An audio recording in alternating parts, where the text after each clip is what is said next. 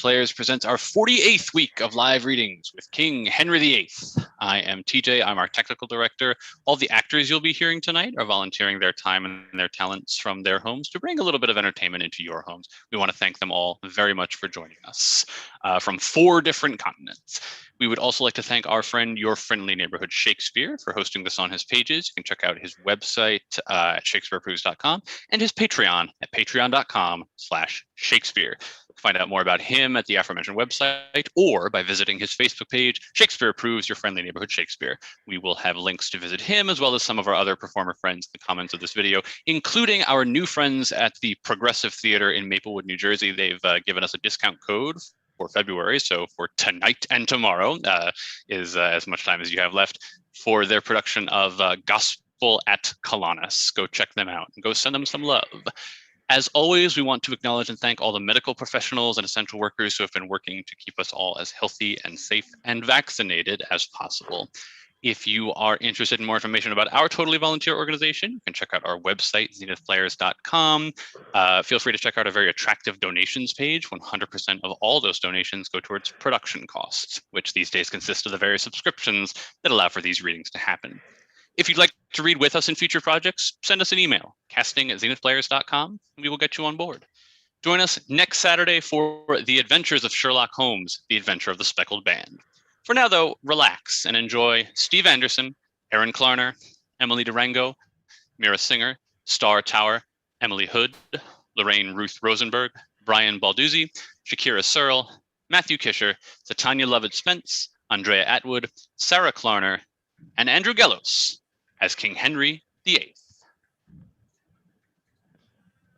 I come no more to make you laugh. Things now that bear a weighty and a serious brow, sad, high, and working, full of state and woe, such noble scenes as draw the eye to flow, we now present. Those that can pity here may, if they think it well, let fall a tear. The subject will deserve it. Such as give their money out of hope they may believe may here find truth too. Those that come to see only a show or two and so agree, the play may pass, if they be still and willing, I'll undertake may see away their shilling richly in 2 short hours. Only they that come to hear a merry, bawdy play, a noise of targets, or to see a fellow in a long motley coat guarded with yellow will be deceived. For gentle hearers know, to rank our chosen truth with such a show as fool and fight is, besides forfeiting our own brains and the opinion that we bring, to make that only true we now intend, will leave us never an understanding friend. Therefore, for goodness sake, and as you are known, the first and happiest hearers of the town, be sad as we would make you. Think you see the very persons of our noble story as they were living. Think you see them great and followed with the general throng and sweat of 1,000 friends. Then, in a moment, see how soon this mightiness meets misery. And if you can be merry then, I'll say a man may weep upon his wedding day. Act 1, Scene 1. Enter the Duke of Norfolk at one door, at the other the Duke of Buckingham and the Lord Abergavenny. Good morrow and well met. How have you done since we last saw in France? I thank your grace, healthful, and ever since a fresh admirer of what I saw there. An untimely ague stayed me a prisoner in my chamber, when those sons of glory, those 2 lights of men, met in the vale of Andren. Twixt Skyen and Ard I was then present, saw them salute on horseback, beheld them when they lighted, how they clung in their embracement as they grew together, which had they, what 4 throned ones could have weighed such a compounded one. All the whole time I was my chamber's prisoner. Then you lost the view of earthly glory. Men might say till this time pomp was signal, but now married to one above itself. Each flowing day became the next day's master, so the last made former wonder its. Today the French, all clequant, all in gold, like heathen gods, shone down the English, and tomorrow they made Britannia India. Every man that stood showed like a mine. Their dwarfest pages were as cherubins, all gilt. The madams, too, not used to toil, did almost sweat to bear the pride upon them, that their very labor was to them as a painting. Now this mask was cried incomparable, and the ensuing night made it a fool and beggar. The two kings, equal in luster, were now best, now worst, as presence did present him. Him in eye, still him in praise, and being present both, 'twas said they saw but one, and no discerner durst wag his tongue in censure. When these sons, for so they praise him, by their heralds challenged the noble spirits to arms, they did perform beyond thought's compass, that former fabulous story, being now seen possible enough, got credit that Bevis was believed. Oh, you go far. As I belong to worship and affect in honor honesty, the tract of everything would by a good discourser lose some life, which action self was tongue to. All was royal, to the disposing of it not rebelled. Order gave each thing view. The office did distinctly his full function. Who did guide? Who set the body and the limbs of this great sport together, as you guess? One, certes, that promises no element in such a business. I pray you who, my lord? All this was ordered by the good discretion of the right reverend Cardinal of York. The devil speed him. No man's pie is freed from his ambitious finger. What had he to do in these fierce vanities? I wonder that such a keech can, with his very bulk, take up the rays of the beneficial sun and keep it from the earth. Surely, sir, there's in him stuff that puts him to these ends, for being not propped by ancestry, whose grace shocked successors their way, nor called upon for high feats done to the crown, neither allied to eminent assistance, but spider-like, out of his self-drawing web, he gives us note the force his own merit makes his way, a gift that heaven gives for him, which buys a place next to kings. I cannot tell what heaven hath given him.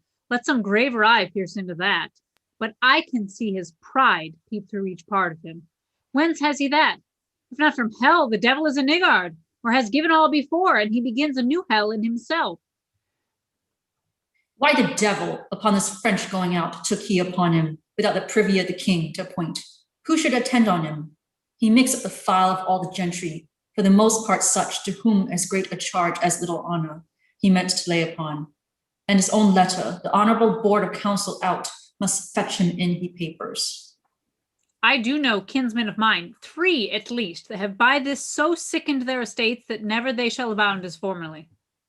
Oh, many have broke their backs with laying manners on him for this great journey. What is this vanity but minister communication of a most poor issue? Grievingly, I think, the peace between the French and us not values the cost that did conclude it.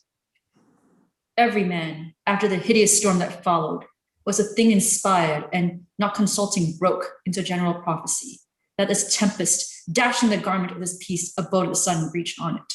Which is budded out, for France hath flawed the league, and hath attached our merchants good at Bordeaux.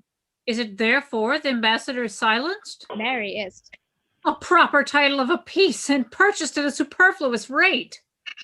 Why, all this business our reverend cardinal carried. Like it, your grace, the state takes notice of the private difference betwixt you and the cardinal.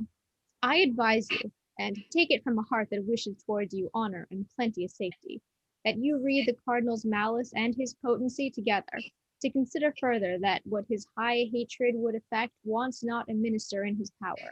You know his nature, that he's revengeful, and I know his sword hath a sharp edge. It's long, and may be said it reaches far, and where it will not extend, thither he darts it. Bosom up my counsel, you'll find it wholesome. Lo, where he comes, that rock that I advise your shunning. Enter Cardinal Wolsey and all his train. The Duke of Buckingham's surveyor, huh? Where's his examination? Here, so please you. Is he in person ready? Aye, please your grace. Well, we shall then know more, and Buckingham shall lessen his big look. Wolsey and his train exit. This butcher's cur is venom-mouthed, and I have not the power to muzzle him. Therefore, best not wake him in his slumber. A beggar's book outworks a noble's blood. What, are you chaffed? Ask God for temperance. That's the appliance only which your disease requires. I read in his looks matter against me, and his eye reviled me as his abject object. At this instant he bores me with some trick. He's gone to the king. I'll follow and outstare him. Stay, my lord, and let your reason with your caller question what 'tis you go about. To climb steep hills requires slow pace at first. Anger is like a full hot horse who, being allowed his way, self-mettle tires him. Not a man in England can advise me like you. Be to yourself as you would to your friend. I'll to the king, and from a mouth of honor quite cry down, this Ipswich fellow's insolence, or proclaim there's difference in no persons. Be advised, heat not a furnace for your foe so hot that it do singe yourself.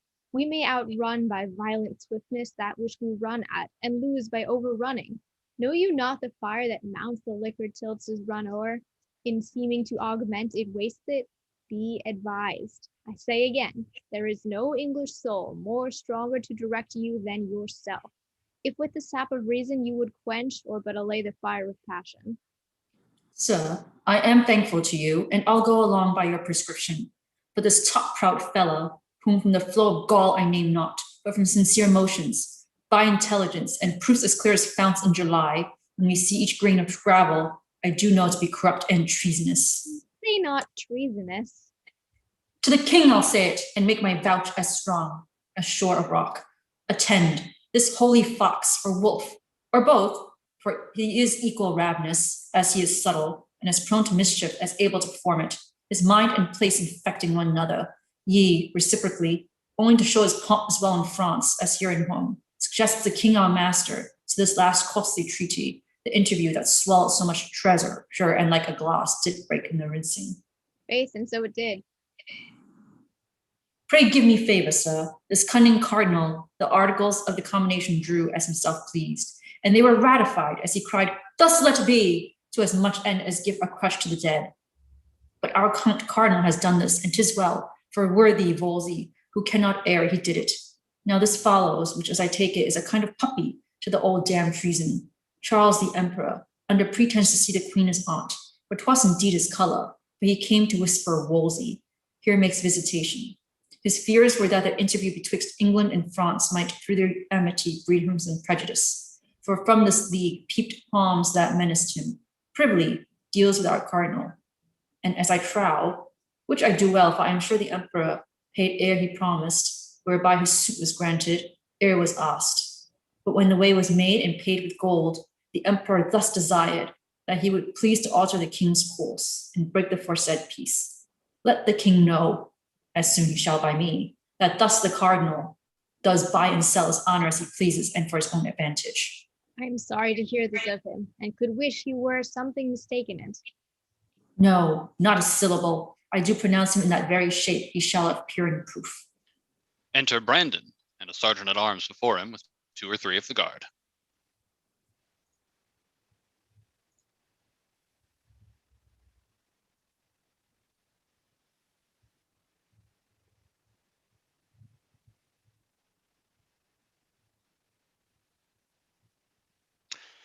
Sir, my lord, the Duke of Buckingham and Earl of Hertford, Stafford, and Northampton, I arrest thee of high treason in the name of our most sovereign king.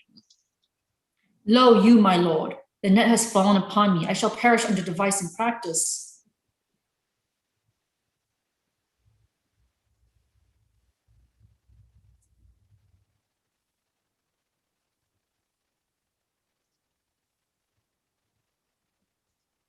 Sergeant, what wishes His Highness to do with Buckingham? I'm sorry to see you ta'en from liberty to look on the business present. 'Tis His Highness' pleasure you shall to the Tower. It will help me nothing to clean mine innocence, for that dye is on me, which makes my whitest part black. The will of heaven be done in this and all things I obey. O my lord Abergavenny, fare you well.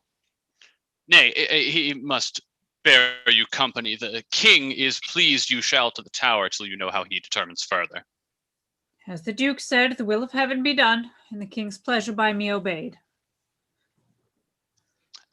Here is a warrant from the king to attach Lord Montacute and the bodies of the Duke's confessor, John de la Carre, one Gilbert Peck, his counselor.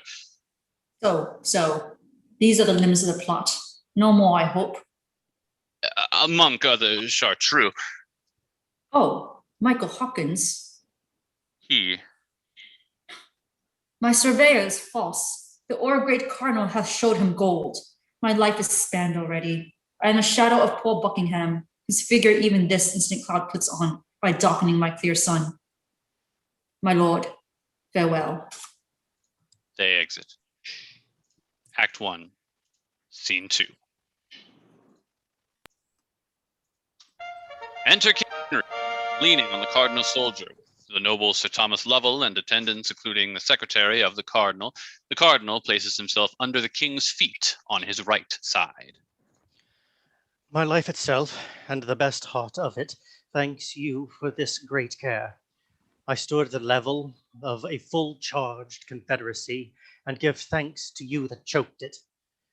Let be called before us that gentleman of Buckingham's in person. I'll hear him his confessions justify, and point by point the treasons of his master he shall again relate. Enter Queen Catherine, ushered by the Duke of Norfolk and the Duke of Suffolk. She kneels, the king rises from his state. Nay, we must longer kneel. I am a suitor. Arise and take place by us. Half your suit, never name to us. You have half our power. The other moiety ere you ask is given. Repeat your will and take it. Thank your majesty. That you would love yourself, and in that love not unconsidered leave your honour nor the dignity of your office, is the point of my petition. Lady mine, proceed. I am solicited, not by a few, and those of true condition, that your subjects are in great grievance. There have been commissions sent down among them which hath flawed the heart of all their loyalties, wherein, although, my good Lord Cardinal, they vent reproaches most bitterly on you as putter on of these exactions. Yet the king, our master, whose honour heaven shield from sword, even he escapes not language unmannerly, yea, such which breaks the sides of loyalty and almost appears in loud rebellion. Not almost appears, it doth appear. For upon these taxations, the clothiers all, not able to maintain the many to them longing, have put off the spinsters, carters, fullers, weavers, who, unfit for other life, compelled by hunger and lack of other means, in desperate manner, daring the event to the teeth, are all in uproar, and danger serves among them. A taxation? Wherein? And what taxation? My Lord Cardinal, you that are blamed for it alike with us, know you of this taxation? Please you, sir, I know but of a single point in aught pertains to the state, and front but in that file where others tell steps with me. No, my lord, you know no more than others, but you frame things unknown alike, which are not wholesome to those which would not know them, and yet must perforce be their acquaintance. These exactions whereof my sovereign would have note, they are most pestilent to the hearing, and to bear 'em the back is sacrifice to the load. They say they are devised by you, or else you suffer too hard an exclamation. Still exaction? The nature of it? In what kind, let's know, is this exaction? I am much too venturous in tempting of your patience, but am boldened under your promised pardon.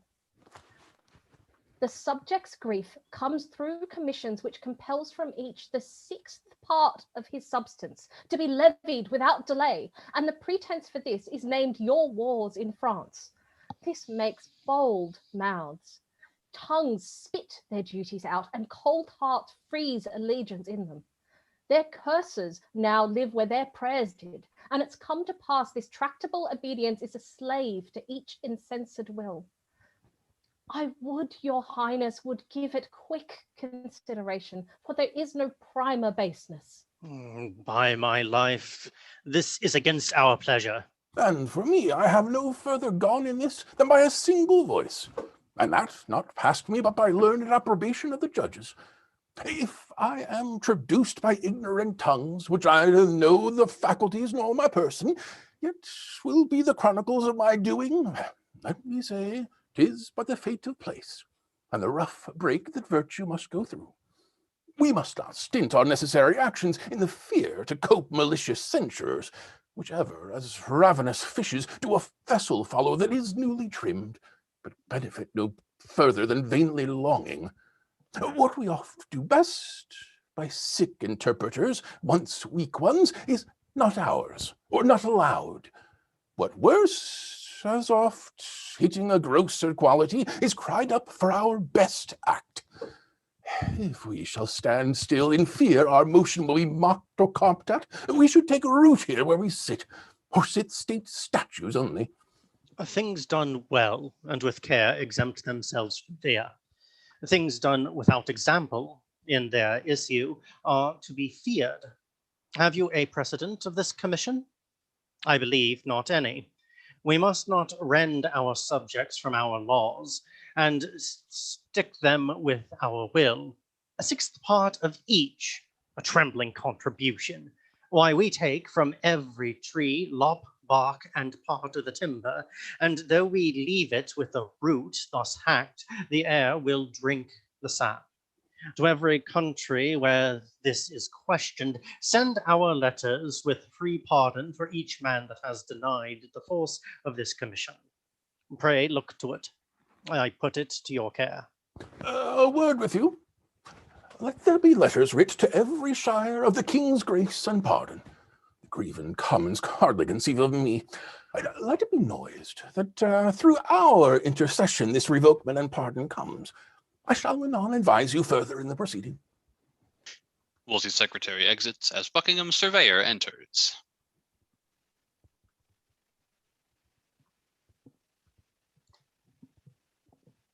I am sorry that the Duke of Buckingham is run in your displeasure. It grieves many.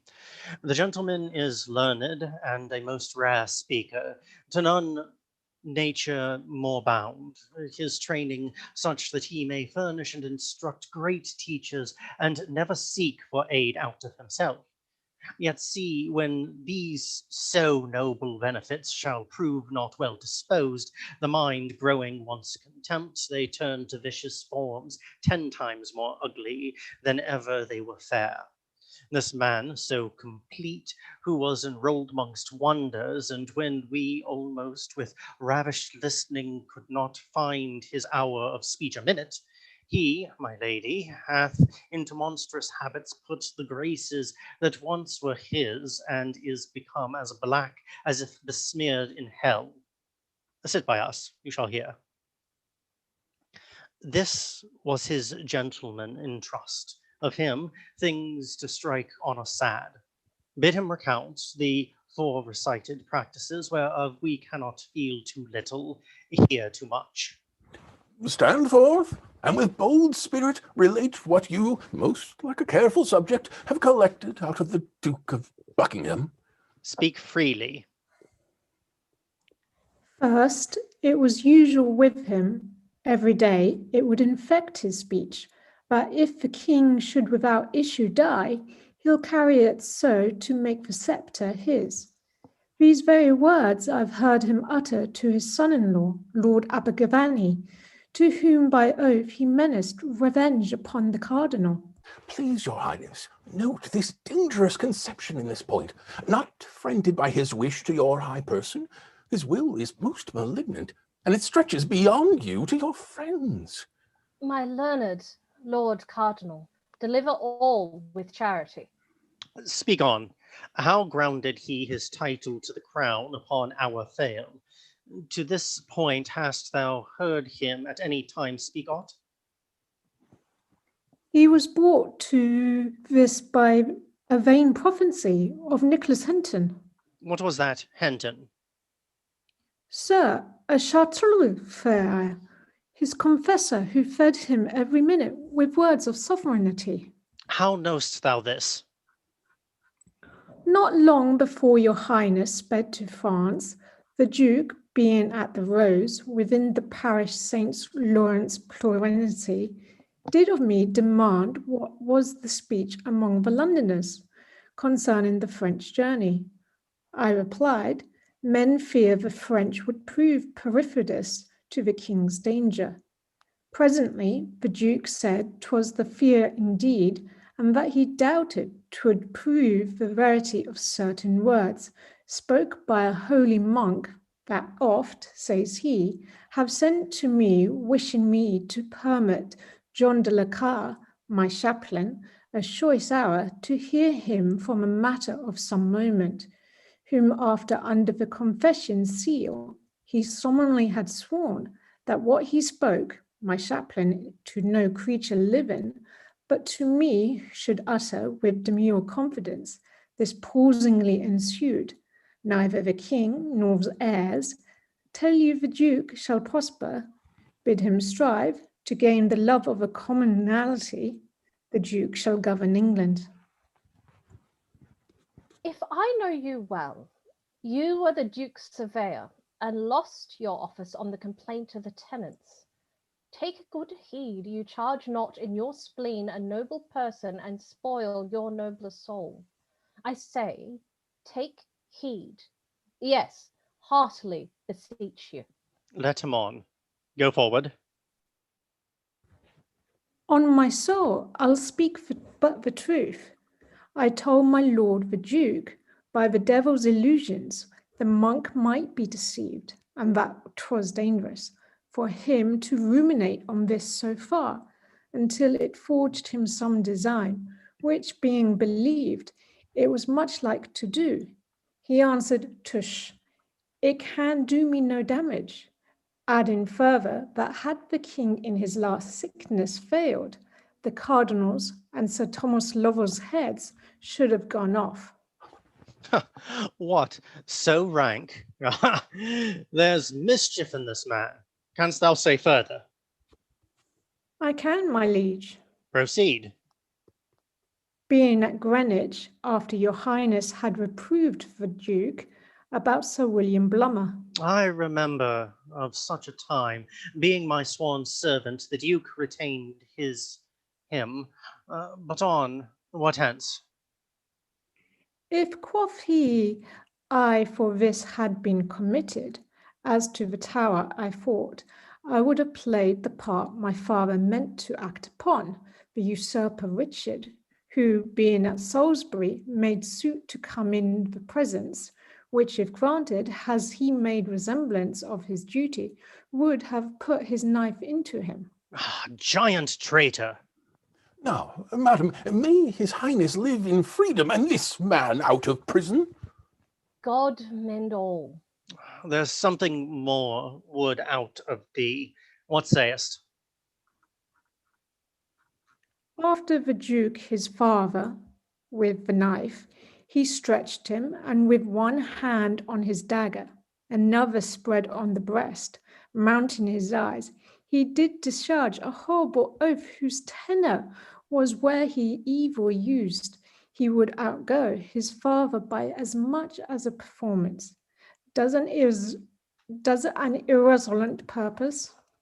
There's his period, to sheathe his knife in us. He is attached. Call him to present trial. If he may find mercy in the law, 'tis his. If none, let him not seek it of us. By day and night, he's traitor to the height. They exit. Act 1, Scene 3. Enter the Lord Chamberlain and Lord Sands. Is it possible the spells of France should juggle men into such strange mysteries? New customs, though they be never so ridiculous, nay, let them be unmanly, yet are followed. As far as I can see, all the good our English have got by the late voyage is but merely a fit or two of the face. But they are shrewd ones, for when they hold them, you would swear directly their very noses have been counselors to Pepin or Corius that keep state so. They have all new legs and lame ones. One would take it that never see them pace before, the spavin or spring halt reigned among them. Death! My lord, their clothes are after such a pageant cut to it that, sure, they've worn out Christendom. Enter Sir Thomas Lovell. How now? What news, Sir Thomas Lovell? Faith, my lord, I hear of none but the new proclamation that's clapped upon the court gate. What is it for? The reformation of our travelled gallants that filled that court with quaws, talk, and tailors. Glad 'tis there. Now it would gray on monsieurs to think an English courtier would may be as wise and never see the Louvre. They must either, for so run the conditions, leave those remnants of fool and feather that they got in France, with all their honourable points of ignorance pertaining thereunto as fights and fireworks, abusing better men than they can be, out of a foreign wisdom, renouncing clean the faith they have in tennis and tall stockings, short blistered breeches, and those types of travel, and understand again like honest men, or pack to their old playfellows. There, I take it, there they may come privilegio. Oui, away, the lag end of their lewdness, and be laughed at. 'Tis time to give them physic, their diseases are grown so catching. Oh, what a loss our ladies will have of these trim vanities. Ay, marry, there will be woe indeed, lords. The sly whoresons have got a speed and trick to lay down ladies. A French song and a fiddle has no fellow. The devil fiddle them. I am glad they are going, for sure there's no converting of them. Now an honest country lord, as I am, beaten a long time out of play, may bring his plain song, and have an hour of hearing, and by Our Lady held current music too. Well said, Lord Sands. Your cold tooth is not yet cast. No, my lord, nor shall not while I have a stump. Sir Thomas, whither were you going? To the Cardinals. Your lordship is a guest too. Oh, 'tis true. This night he makes a supper, and a great one, to many lords and ladies. There will be beauty of this kingdom, I'll assure you. That churchman bears a bounteous mind indeed, a hand as fruitful as the land that feeds us. His dews fell everywhere. No doubt he's noble. He had a black mouth that said other of him. He may, my lord, has wherewithal. In him sparing would show a worse sin than ill doctrine. Men of his way should be most liberal. They are set here for examples. True, they are so. But you now give so great ones. My barge stays. Your lordship shall along. Come, good Sir Thomas.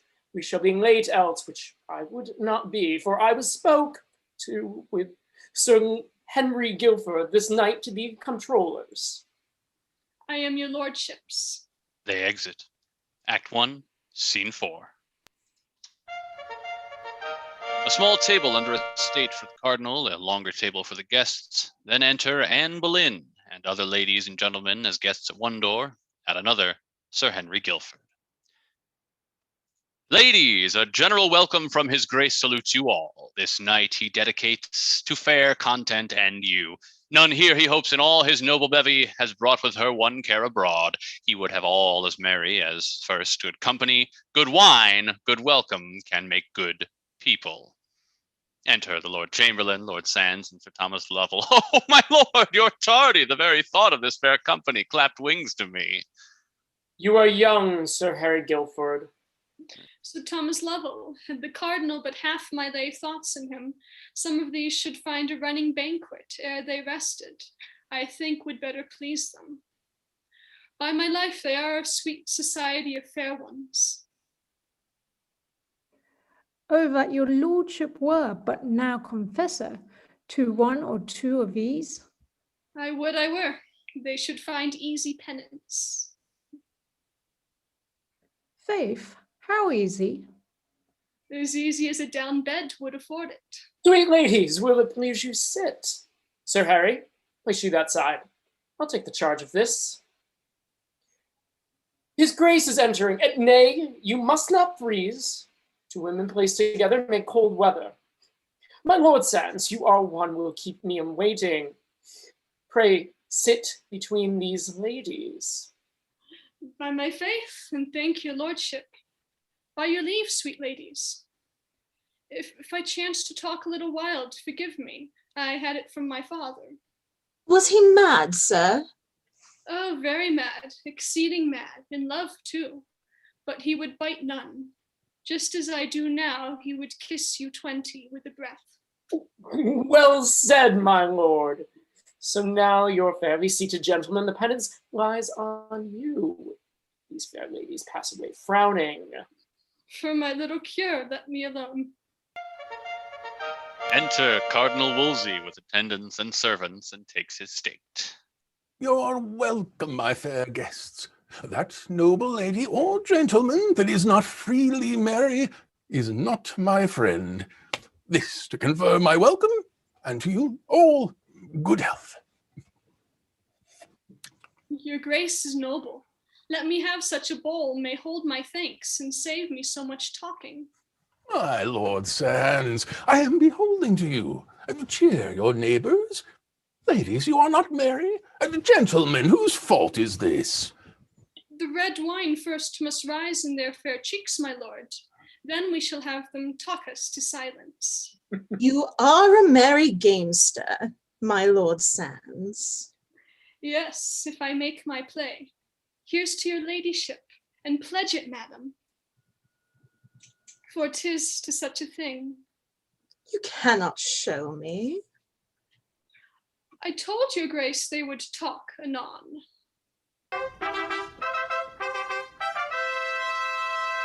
That! Look out there, some of you. What warlike voice, and to what end is this? Nay, ladies, fear not. By all the laws of war, you're privileged. Oh, now, what is it? A noble troop of strangers, for so they seem. They've left their barge and landed, and hither make as great ambassadors from foreign princes. Good Lord Chamberlain, go, give them welcome. You can speak the French tongue, and pray receive them nobly, and conduct them into our presence, where this heaven of beauty shall shine at full upon them. Some attend him. The Lord Chamberlain exits with attendants. You have now a broken banquet, but we'll mend it. A good digestion to you all, and once more I shower a welcome unto you. Welcome, all. Enter the king and others as maskers, habited like shepherds, ushered by the Lord Chamberlain. They pass directly before the cardinal and gracefully salute him. A noble company. What are their pleasures? Because they speak no English, thus they pray to tell your grace, that, having heard of fame of this so noble and so fair assembly this night to meet here, they could do no less out of the great respect they bear to beauty, but leave their flocks and, under your fair conduct, crave leave to view these ladies and entreat an hour of revels with them. Say, Lord Chamberlain, that they have done my poor house grace, for which I pay them 1,000 thanks, and pray them take their pleasures. The maskers choose ladies. The king chooses Anne Boleyn. The fairest hand I ever touched. O beauty, till now I never knew thee. My lord. Your grace? Pray, tell them thus much from me. There should be one mongst them by his person more worthy this place than myself, to whom, if I but knew him, with my love and duty I would surrender it. I will, my lord. What say they? Such a one, they all confess there is indeed, which they would have your grace find out, and he will take it. Let me see, then. By all your good leaves, gentlemen, here I'll make my royal choice.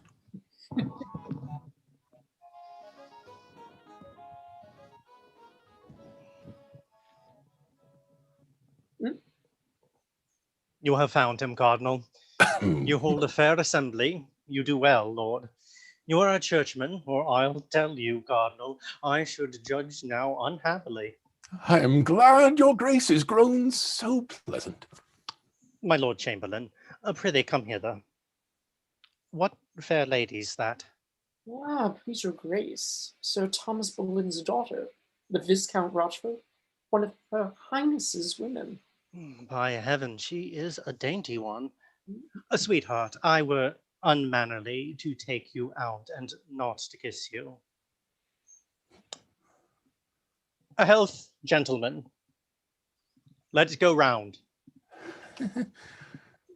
Sir Thomas Lovell, is the banquet ready in the privy chamber? Yes, my lord.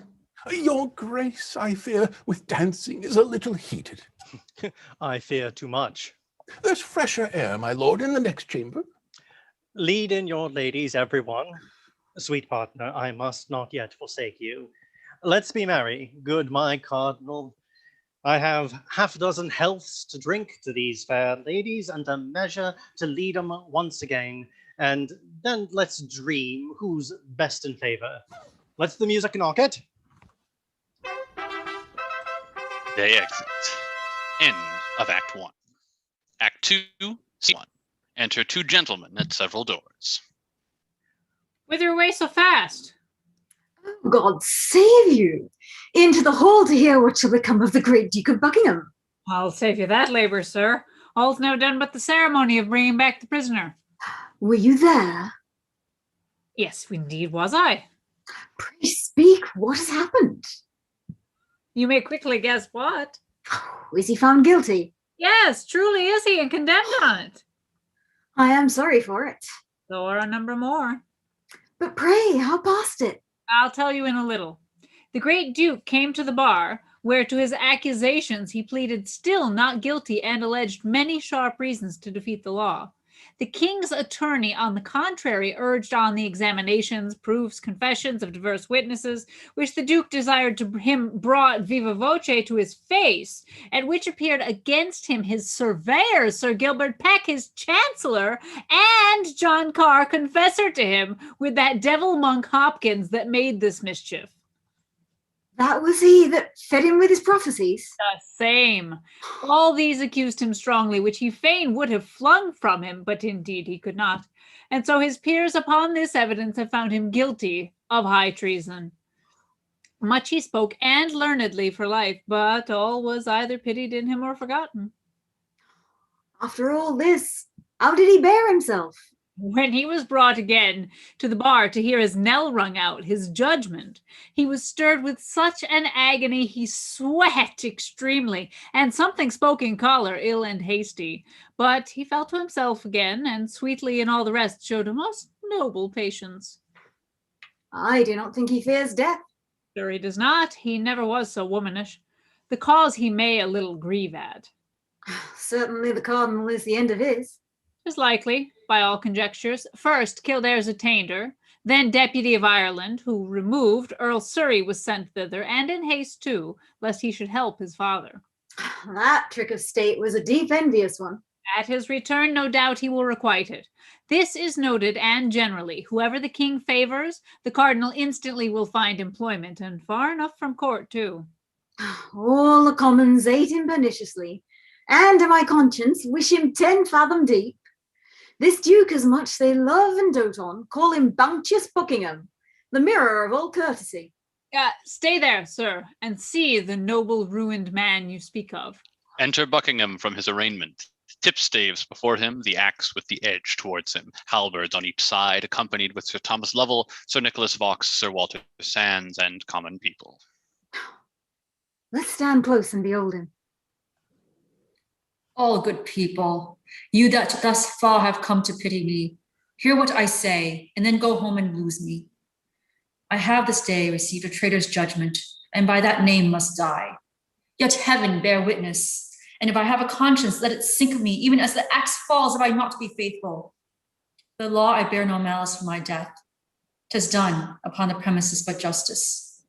But those that sought it I could wish more Christian. Be what they will, I hotly forgive them. Yet let them look, they glory not in mischief, nor build their evils on the graves of great men, for then my guiltless blood must cry against him. For further life in this world I ne'er hope, nor will I sue, although the king have mercies more than I dare make faults. You few that loved me, and dare be bold to weep for Buckingham, his noble friends and fellows, whom to leave is only bitter to him, only dying. Go with me like good angels to my end, and as the long divorce of steel falls on me, make of your prayers one sweet sacrifice, and lift my soul to heaven. Lead on in God's name.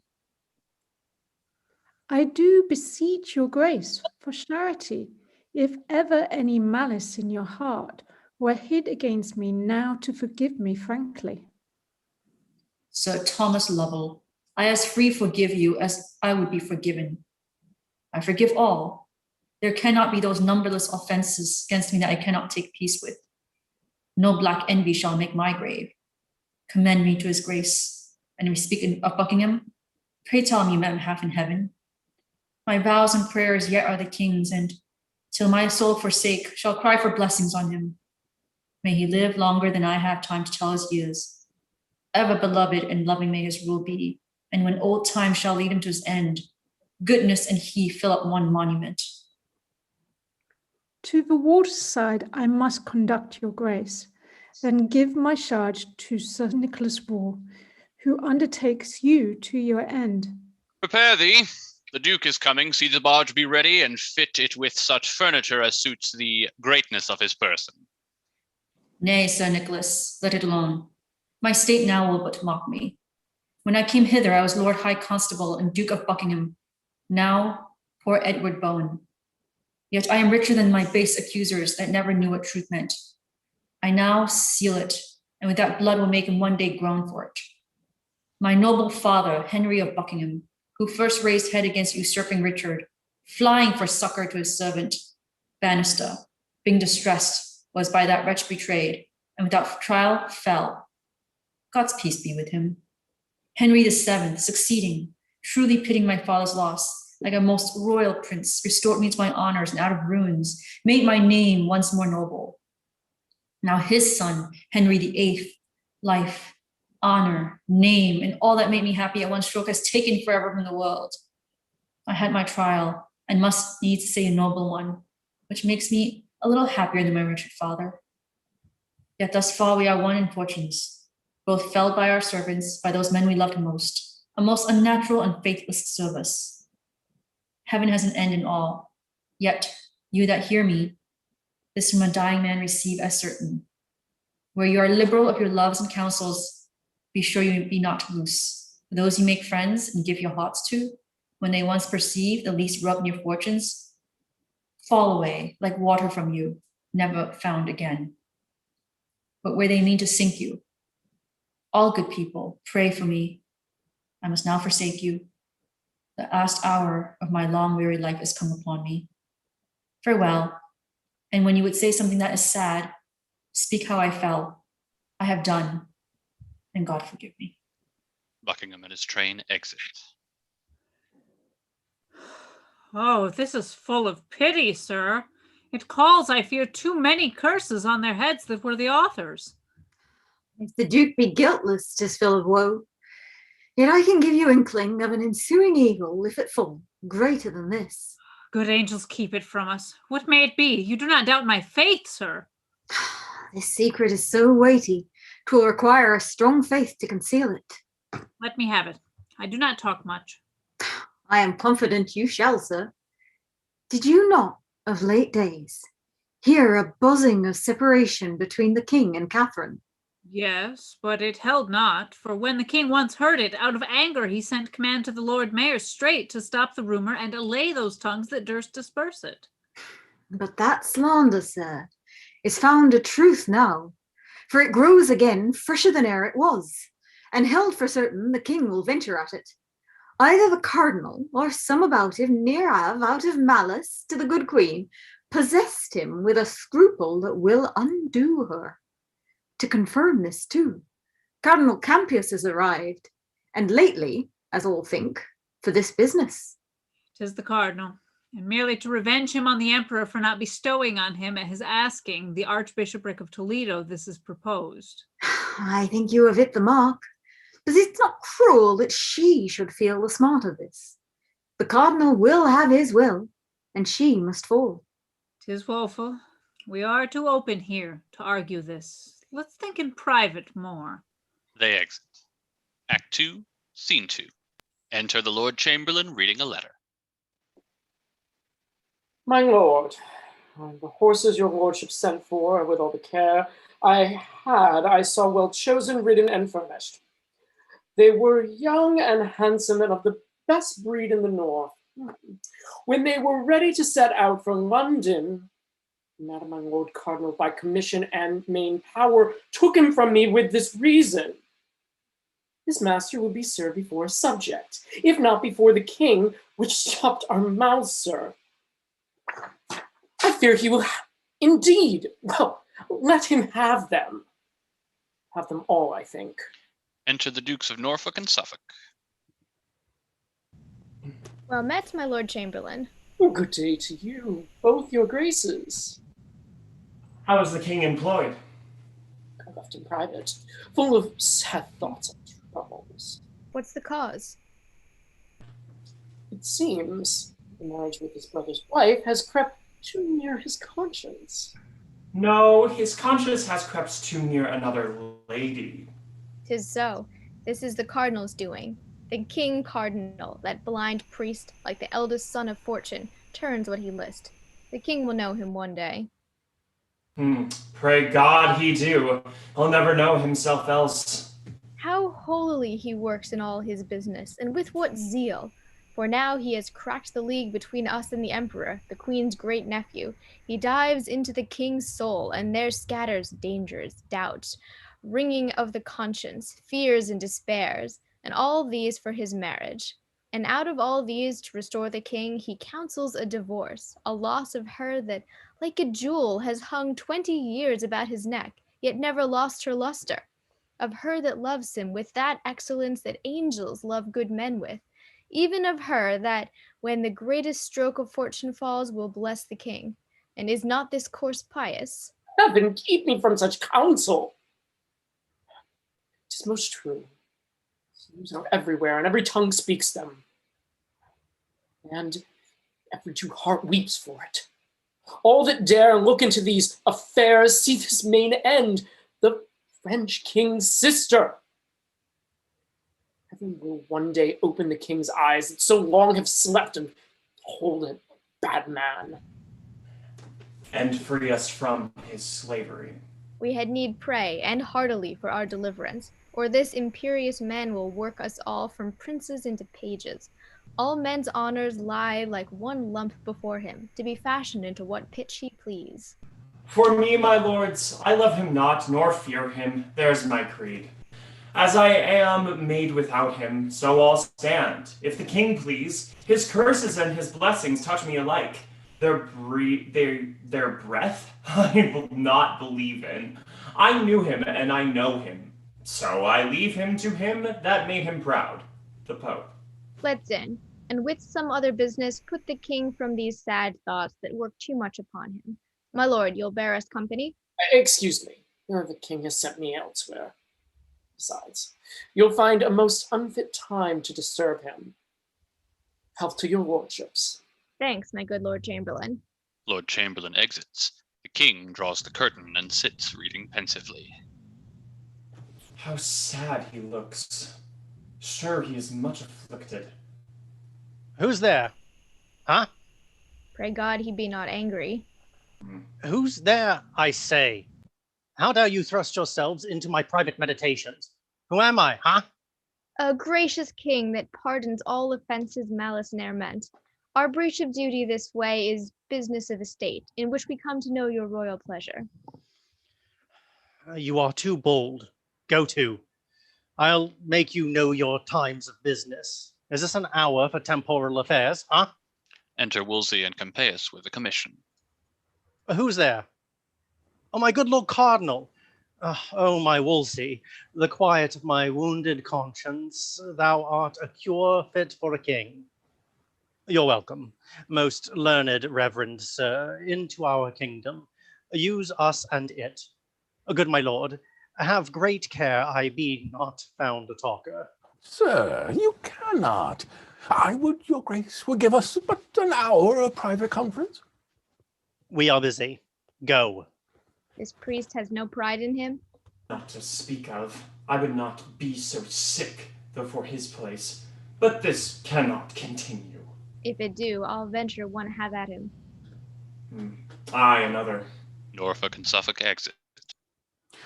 Your Grace has given the precedent of a wisdom above all princes in committing freely your scruple to the voice of Christendom. Who can be angry now? What envy reach you? The Spaniard, tied by blood and favour to her, must now confess, if they have any goodness, the trial just and noble. All the clerks, the learned ones in Christian kingdoms, have their free voices.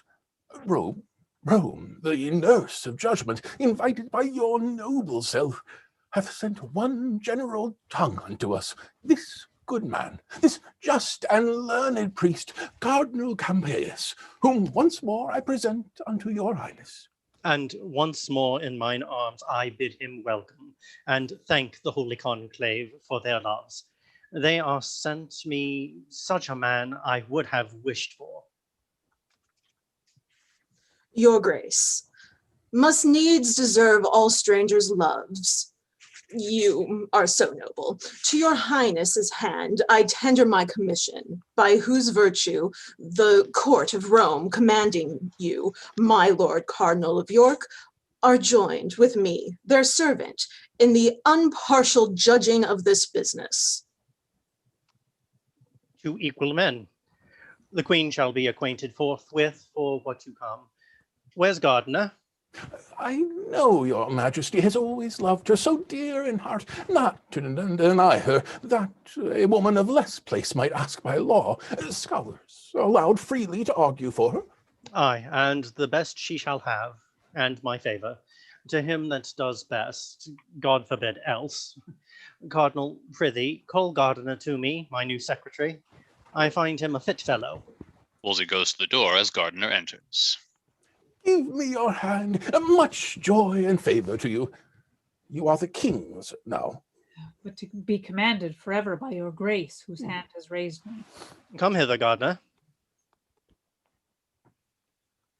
My Lord of York, was not one Dr. Pace in this man's place before him?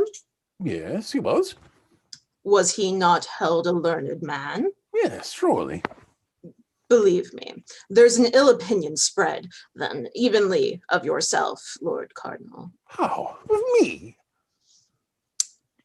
They will not stick to say you envied him, and fearing he would rise, he was so virtuous, kept him a foreign man still, which so grieved him, that he ran mad and died.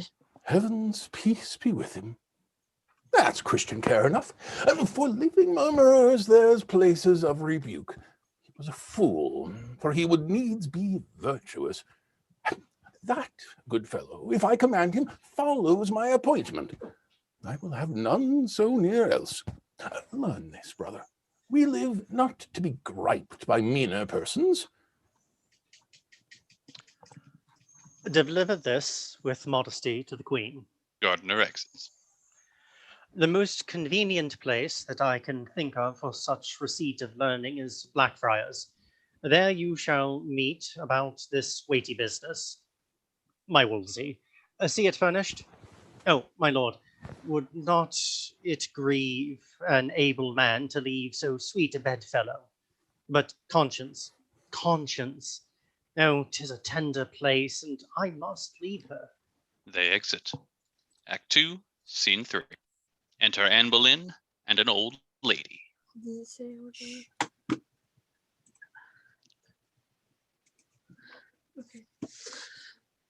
Not for that neither.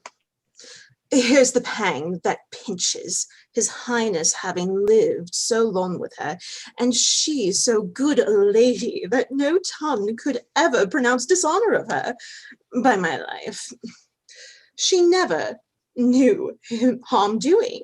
Oh no, after so many courses of the sun enthroned, still growing in a majesty and pomp, the which, to leave a household more bitter than 'tis sweet at first to acquire, after this process, to give her the vaunt, it is a pity, would move a monster. Hearts of most hard temper come out and lament for her. Oh, God's will, much better. She ne'er had known pomp, though, to be temporal, yet if the quarrel fortune do divorce it from the bearer, 'tis a sufferance paining as soul and body severing. Alas, poor lady, she's a stranger now again. So much the more must pity drop upon her. Verily, I swear 'tis better to be lowly born and range with humble livers in content than to be perked up in a glistering grief and wear a golden sorrow. Our content is our best having. By my troth and maidenhead, I would not be a queen. I would, and venture maidenhead and so would you, for all the spice of your hypocrisy. You that have so fair parts of woman on you, have too a woman's heart, which ever yet affected eminence, wealth, sovereignty, which to say sooth are blessings and rich gifts, saving your mincing, the capacity of your soft cheveril conscience would receive if you might please to stretch it. Nay, good troth. Yes, troth and troth. You would not be a queen? No, not for all the riches under heaven. Strange. A threepence bound would hire me, old as I am, to queen it. But I pray you, what think of you as a what think of you a duchess? Have you limbs to bear that load of title? No, in truth. When you are weakly made, pluck off a little. I would not be a young count in your way, for more than blushing comes to, if you're back. Cannot vouchsafe this burden. 'Tis too weak ever to get a boy. How you do talk. I swear again, I will not be a queen for all the world. In faith, for little England, you'd venture an embalming, I myself would for Carnarvonshire, although there longed no more to the crown but that. Lo, who comes here? Enter the Lord Chamberlain. Good morrow, ladies. What were to know the secret of your conference? My good lord, not your demand, it values not your asking. Our mistress's sorrows were we pitying.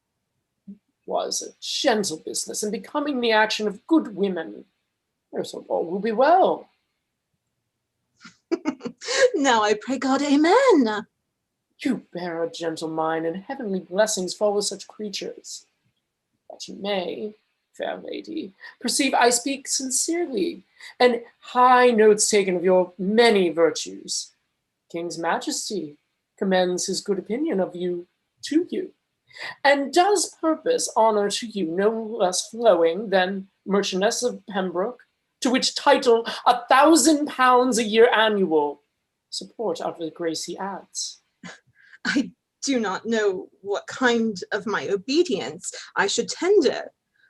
More than my all is nothing, nor my prayers are not words duly hollowed, nor my wishes more worth than empty vanities. Yet prayers and wishes are all I can return.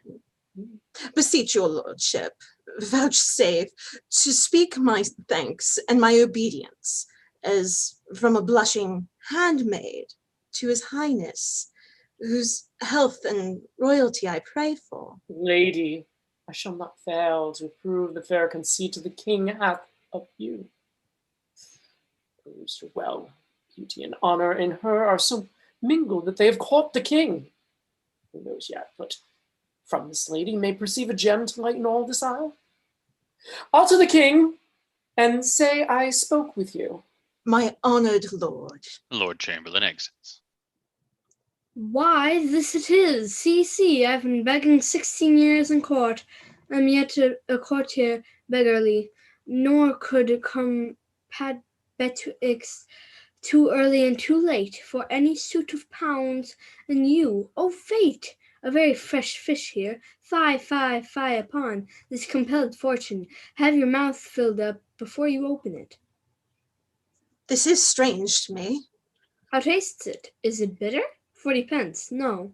There was a lady once, an old story, that would not be a queen, that would she not, for all the mud in Egypt. Come, are you pleasant? With your theme, I could own the lark, the Marchioness of Pembroke, £1,000 a year for pure respect, no other obligation, by my life. That promises more thousands, honour's train is longer than his foreskirt. By this time I know your back will bear a duchess. Say, are you not stronger than you were? Good lady, make yourself mirth with your particular fancy, and leave me out on it. Would I had no being, if this salute my blood a jot, it faints me to think what follows. The queen is comfortless, and we forgetful in our long absence. Pray do not deliver what here you've heard to her. What do you think, me? They exit. Act 2, Scene 4. Enter two vergers with short silver wands, next two scribes in the habit of doctors, after them the Bishop of Canterbury alone, after him the Bishops of Lincoln, Ely, and Rochester, and St. Asaph. Next them with some small distance follows a gentleman bearing the purse with the great seal and a cardinal's hat. Then many, many other people. The king takes place under the cloth of state, the two cardinals sit under him as judges, the queen takes place some distance from the king. The bishops place themselves on each side of the court in a manner of a consistory, below them the scribes, the lords sit next to the bishops, the rest of the attendants, including a crier and the queen's gentleman usher, stand in convenient order about the stage. Whilst our commission from Rome is read, let silence be commanded. What's the need? It hath already publicly been read, and on all sides the authority allowed. You may then spare that time. Be it so, proceed. Say, Henry, King of England, come into the court. Henry, King of England, come into the court. Here. Say, Catherine, Queen of England, come into the court. Catherine, Queen of England, come into the court. The queen makes no answer, rises out of her chair, goes about the court, comes to the king, kneels at his feet, then speaks. Sir, I desire you do me right and justice, and to bestow your pity on me. For I am a most poor woman and a stranger, born out of your dominions, having here no judge indifferent, nor no more assurance of equal friendship and proceeding. Alas, sir, in what have I offended you? What cause hath my behaviour given to your displeasure, that thus you should proceed to put me off and take your good grace from me? Heaven witness, I have been to you a true and humble wife, at all times to your will conformable, ever in fear to kindle your dislike, yea, subject to your countenance, glad or sorry as I saw it inclined. When was the hour that I ever contradicted your desire or made it not mine too? Of which of your friends have I not strove to love, although I knew he were mine enemy? What friend of mine that had to him derived your anger did I continue in my liking, nay, gave notice that he was thence discharged? Sir, call to mind that I have been your wife in this obedience upward of 20 years, and have been blessed with many children by you. If in the course and the process of time you can report and prove it too, against mine honour aught, my bond to wedlock, or my love or duty against your sacred person, in God's name turn me away, and let the foulest contempt shut door upon me, and so give me up to the sharpest kind of judgments. Please you, sir, the king, your father, was reputed for a prince most prudent, of an excellent and unmatched wit and judgment. Ferdinand, my father, King of Spain, was reckoned one the wisest prince that there had reigned by many a year before. It is not to be questioned that they had gathered a wise council to them of every realm that did debate this business, who deemed our marriage lawful. Wherefore, I humbly beseech you, sir, to spare me till I may be by my friends in Spain advised, whose counsel I will implore. If not, in the name of God, your pleasure be fulfilled.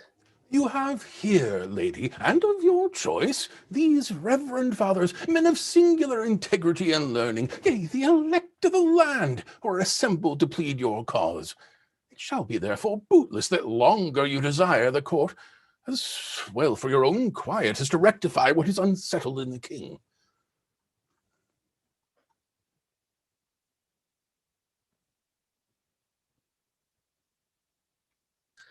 His Grace hath spoken well and justly. Therefore, madam, it's fit his royal session do proceed, and that without delay their arguments be now produced and heard.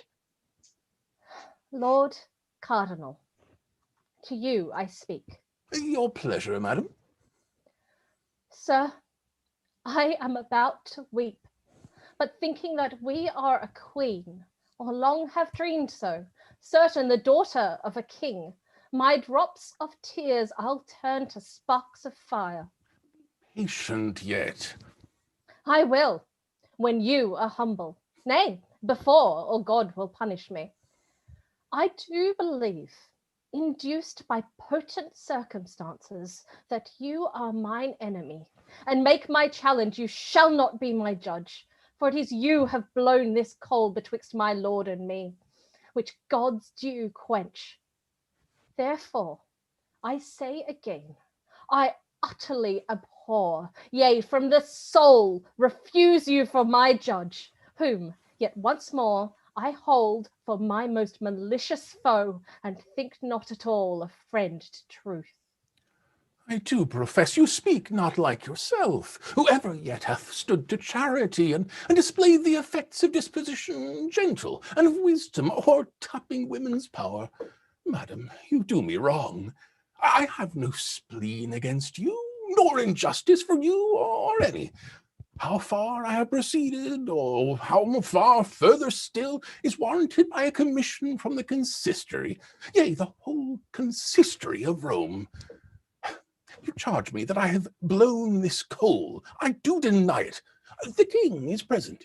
If it be known to him that I gainsay my deed, how may he wound, and worthily, my falsehood, yea, as much as you have done to my truth? If he knows that I am free of your report, he knows I am not of your wrong. Therefore in him it lies to cure me, and the cure is to remove these thoughts from you, the which, before his highness shall speak in, I do beseech you, gracious madam, to unthink your speaking, and to say so no more. My lord, I am a simple woman, much too weak to oppose your cunning. You're meek and humble-mouthed. You sign your place and calling, and full seeming with meekness and humility. But your heart is crammed with arrogancy, spleen, and pride. You have by fortune and his highness's favours gone slightly o'er low steps, and now are mounted where powers are your retainers, and your words, domestics to you, serve your will as it please yourself pronounce their office. I must tell you, you tender more your person's honour than your high profession spiritual. And that, again, I do refuse you for my judge, and here, before you all, appeal unto the Pope to bring the whole cause for his holiness, and to be judged by him. The queen is obstinate, stubborn. to justice, apt to accuse it, and disdainful to be tried by it. 'Tis not well. She's going away. Call her again. Catherine, Queen of England, come into the court. Madam, you are called back. What need you note it? Pray you, keep your way. When you are called, return. Now the Lord help. They vex me past my patience. Pray you, pass on. I will not tarry, no, nor evermore upon this business make my appearance make in any of their courts. Queen enter, attendants exit. Go thy ways, Kate. That man of the world who shall report he has a better wife, let him not be trusted for speaking false in that. Thou art alone, if thy rare qualities, sweet gentleness, thy meekness saint-like, wife-like government, obeying in commanding, and thy parts sovereign and pious else could speak thee out. The queen of earthly queens. She's noble born, and like her true nobility, she has carried herself towards me. Most gracious sir, in humblest manner I require your highness, that it shall please you, to declare in hearing of all these ears, for where I am robbed and bound, there must I be unloosed, although not there at once and fully satisfied, whether ever I did broach this business to your highness, or laid any scruple in your way which might induce you to the question of it, or ever have to you, but with thanks to God for such a royal lady, spake one the least word that might be to the prejudice of her present state, or touch her good person. My Lord Cardinal, I do excuse you, yea, upon mine honour, I free you from it. You are not to be taught that you have many enemies that know not why they are so, but like village curs, bark when their fellows do. By some of these, the queen is put in anger. You're excused, but will you be more justified? You ever have wished the sleeping of this business, never desired it to be stirred, but oft have hindered, oft the passages made toward it. On mine honour, I speak my good Lord Cardinal to this point, and thus far clear him. Now, what moved me to it? I will be bold with time and your attention. Then mark the inducement, thus it came, give heed to it. My conscience first received a tenderness, scruple, and picked on certain speeches uttered by the Bishop of Bayonne, the French ambassador, who had been hither sent on the debating a marriage twixt the Duke of Orleans and our daughter Mary. In the progress of this business, ere a determinate resolution, he, I mean the bishop, did require a respite, wherein he might the king, his lord, advertise whether our daughter were legitimate. Respecting this our marriage with the dowager, sometime our brother's wife, this respite shook the bosom of my conscience, entered me, yea, with a spitting power, and made to tremble the region of my breast, which forced such a way that many mazed considerings did throng, and pressed in with this caution. First, methought I stood not in the smile of heaven, who had commanded nature that my lady's womb, if it conceived a male child by me, should do no more offices to life to it than the grave does to the dead for her male issue, or died where they were made, or shortly after this world had aired them. Hence, I took thought, this was a judgment on me, that my kingdom, well worthy of the best of the heir in the world, should not be gladdened in it by me. Then follows that I weighed the danger which my realm stood in, my issues fail, and that gave to me many a groaning throe. Thus Hulling in the wild sea of my conscience, I did steer toward this remedy whereupon we are now presently here together. That's to say, I meant to rectify my conscience, which I then did feel full sick and yet not well by all the reverend fathers of the land and doctors learned. First, I began in private with you, my Lord of Lincoln. You remember how under my oppression I did reek when I first moved you. Very well, my liege. I have spoke long. Be pleased yourself to say how far you satisfied me. So please your highness, the question did it at first so stagger me, bearing a state of mighty moment in the and consequence of dread, that I committed the daringest counsel, which I had to doubt, and did entreat your highness to this curse, which you are running here. Then I moved you, my Lord of Canterbury, and got your leave to make this present summons. Unsolicited, I left no reverend person in this court, but particular consent proceeded under your hands and seals. Therefore go on, for no dislike in the world against the person of the good queen, but the sharp thorny points of my alleged reasons drives this forward. Prove but our marriage lawful, by my life and kingly dignity, we are contented to wear our mortal state to come with her. Catherine's our queen, before the premised creature that's paragon of the world. So please your highness, the queen being absent, 'tis a needful fitness that we adjourn this court till further day. Meanwhile, must be an earnest motion made to the queen to call back her appeal she intends unto his holiness. I may perceive these cardinals trifle with me. I abhor this dilatory sloth and tricks of Rome. My learned and well-beloved servant Cranmer, prithee return. With thy approach, I know my comfort comes along. Break up the court, I say, set on. They exit. End of Act 2. Act 3, Scene 1.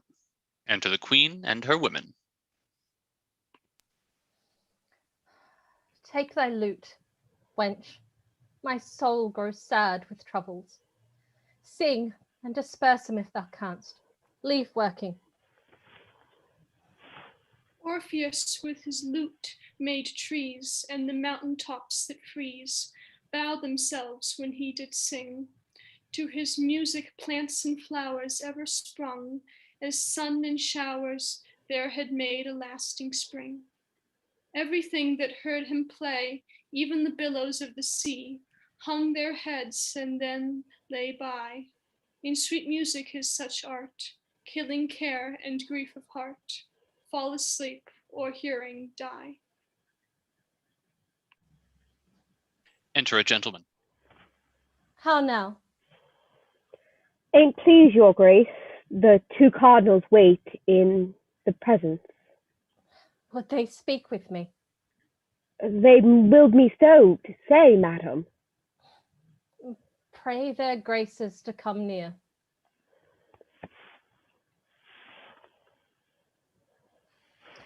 What can their business with me be? A poor, weak woman, fallen from favor. I do not like their coming, now I think on it. They should be good men, their affairs as righteous, but all hoods make not monks. Peace to your highness. Your graces find me here, part of a housewife. I would be all, against the worst may happen. What are your pleasures with me, reverend lords? May it please you, noble madam, to withdraw into your private chamber. We shall give you the full cause of our coming. Speak it here. There's nothing I have done yet, or my conscience deserves a corner. Would all other women could speak this with as free soul as I do. My lords, I care not, so much I am happy above a number. If my actions were tried by every tongue, every eye saw him, envy and base opinion set against him, I know my life so even. If your business, seek me out, and that way I am wife in, out with it boldly. Truth loves honest dealing. Tanta est ergo te mentis integritas, Regina Serenissima. Oh, my good lord, no Latin. I am not such a truant since my coming as not to know the language I have lived in. A strange tongue makes my cause more strange, suspicious. Pray, speak in English. Here some will thank you if you speak truth for their poor mistress's sake. Believe me, she has had much wrong. Lord Cardinal, the willingest sin I ever yet committed may be absolved in English. Noble lady, I am sorry my integrity should breed, and service to his majesty and you, so great suspicion, where all faith was meant.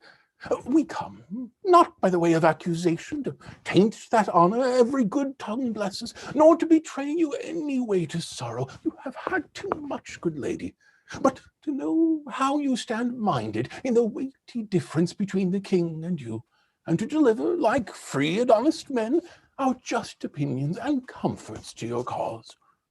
Most honored madam, my Lord of York, out of his noble nature, zeal, and obedience, he still bore your grace, forgetting, like a good man, your late censure, both of his truth and him, which was too far, offers, as I do, in a sign of peace, his service and his counsel. To betray me.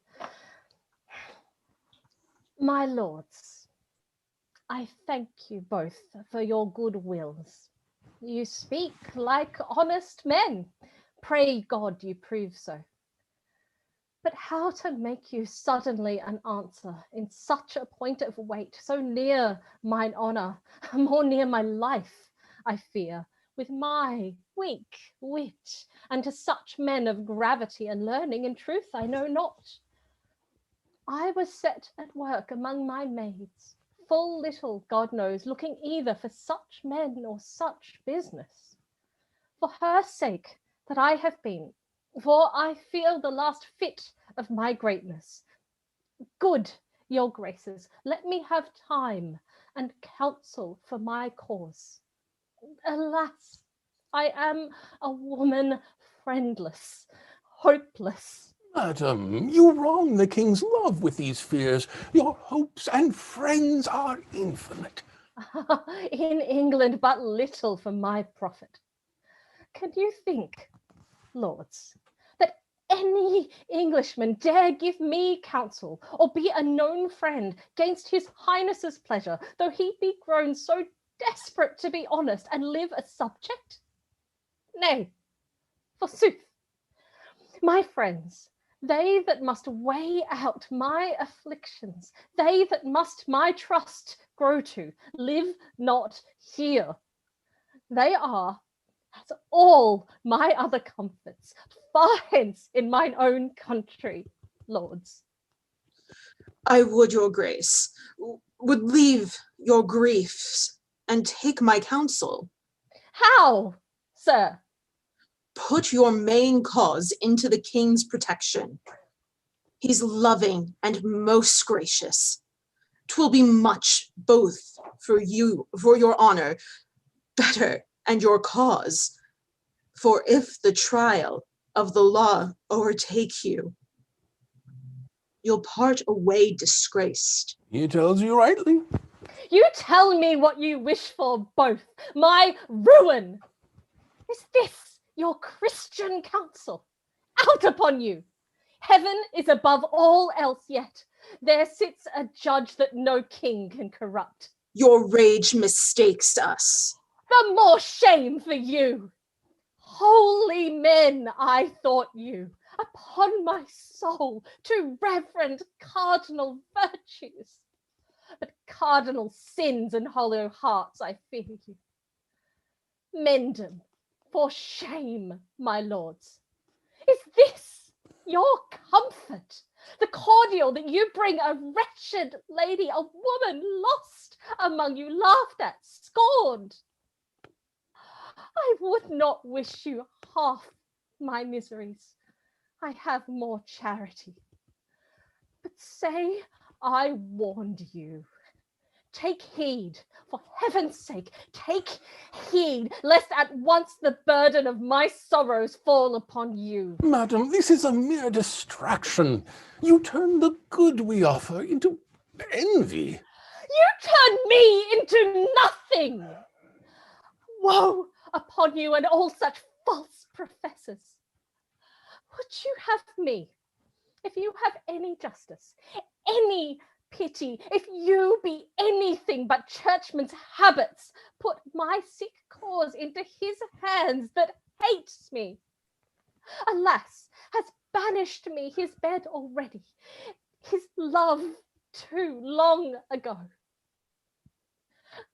I am old, my lords, and all the fellowship I hold now with him is only my obedience.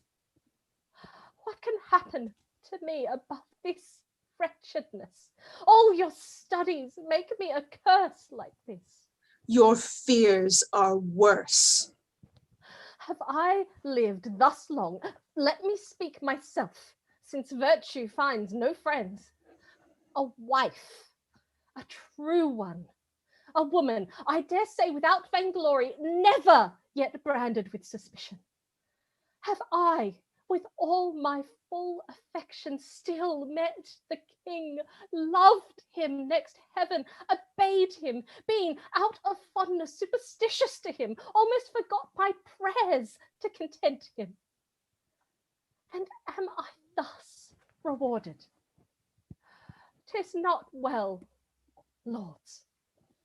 Bring me a constant woman to her husband, one that ne'er dreamed a joy beyond his pleasure. And to that woman, when she has done most, yet I will add an honour, a great patience. Madam, you wander from the good we aim at. My lord, I dare not make myself so guilty to give up willingly that noble title your master wed me to. Nothing but death shall e'er divorce my dignities. Pray, hear me. Would I had never trod this English earth or felt the flatteries that grow upon it. You have angels' faces, but heaven knows your hearts. What will become of me now, wretched lady? I am the most unhappy woman living. Alas, poor wenches, where are now your fortunes?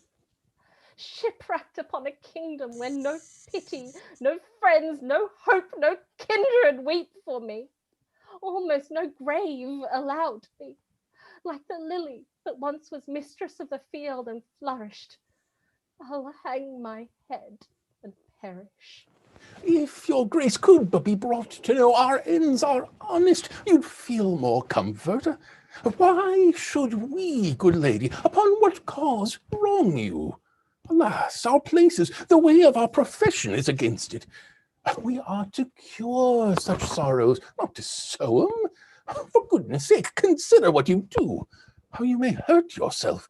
I utterly grow from the king's acquaintance by this carriage. The hearts of princes kiss obedience, so much they love it. But to stubborn spirits they swell and grow as terrible as storms. I know you have a gentle, noble temper, a soul as even as a calm. Pray, think us those we profess, peacemakers, friends, and servants. Madam, you'll find it so. You wrong your virtues with these weak women's fears. A noble spirit as yours was put into you. Ever cast such doubts as false coin from it. The king loves you. Beware you lose it not. For us, if you please, to trust us in your business. We are ready to use our utmost studies in your service. Do what you will, my lords, and pray forgive me if I have used myself unmannerly. You know I am a woman, lacking wit to make a seemly answer to such persons. Pray do my service to his majesty. He has my heart yet, and shall have my prayers while I shall have my life. Come, reverend fathers, bestow your counsels on me. She now begs that little thought when she set footing here, she should have brought her dignities so dear. They exit. Act 3, Scene 2. Enter the Duke of Norfolk, Duke of Suffolk, Lord Surrey, and the Lord Chamberlain. If you will now unite in your complaints and force them with a constancy, the cardinal cannot stand under them. If you omit the offer of this time, I cannot promise but that you shall sustain more new disgraces with those you bear already.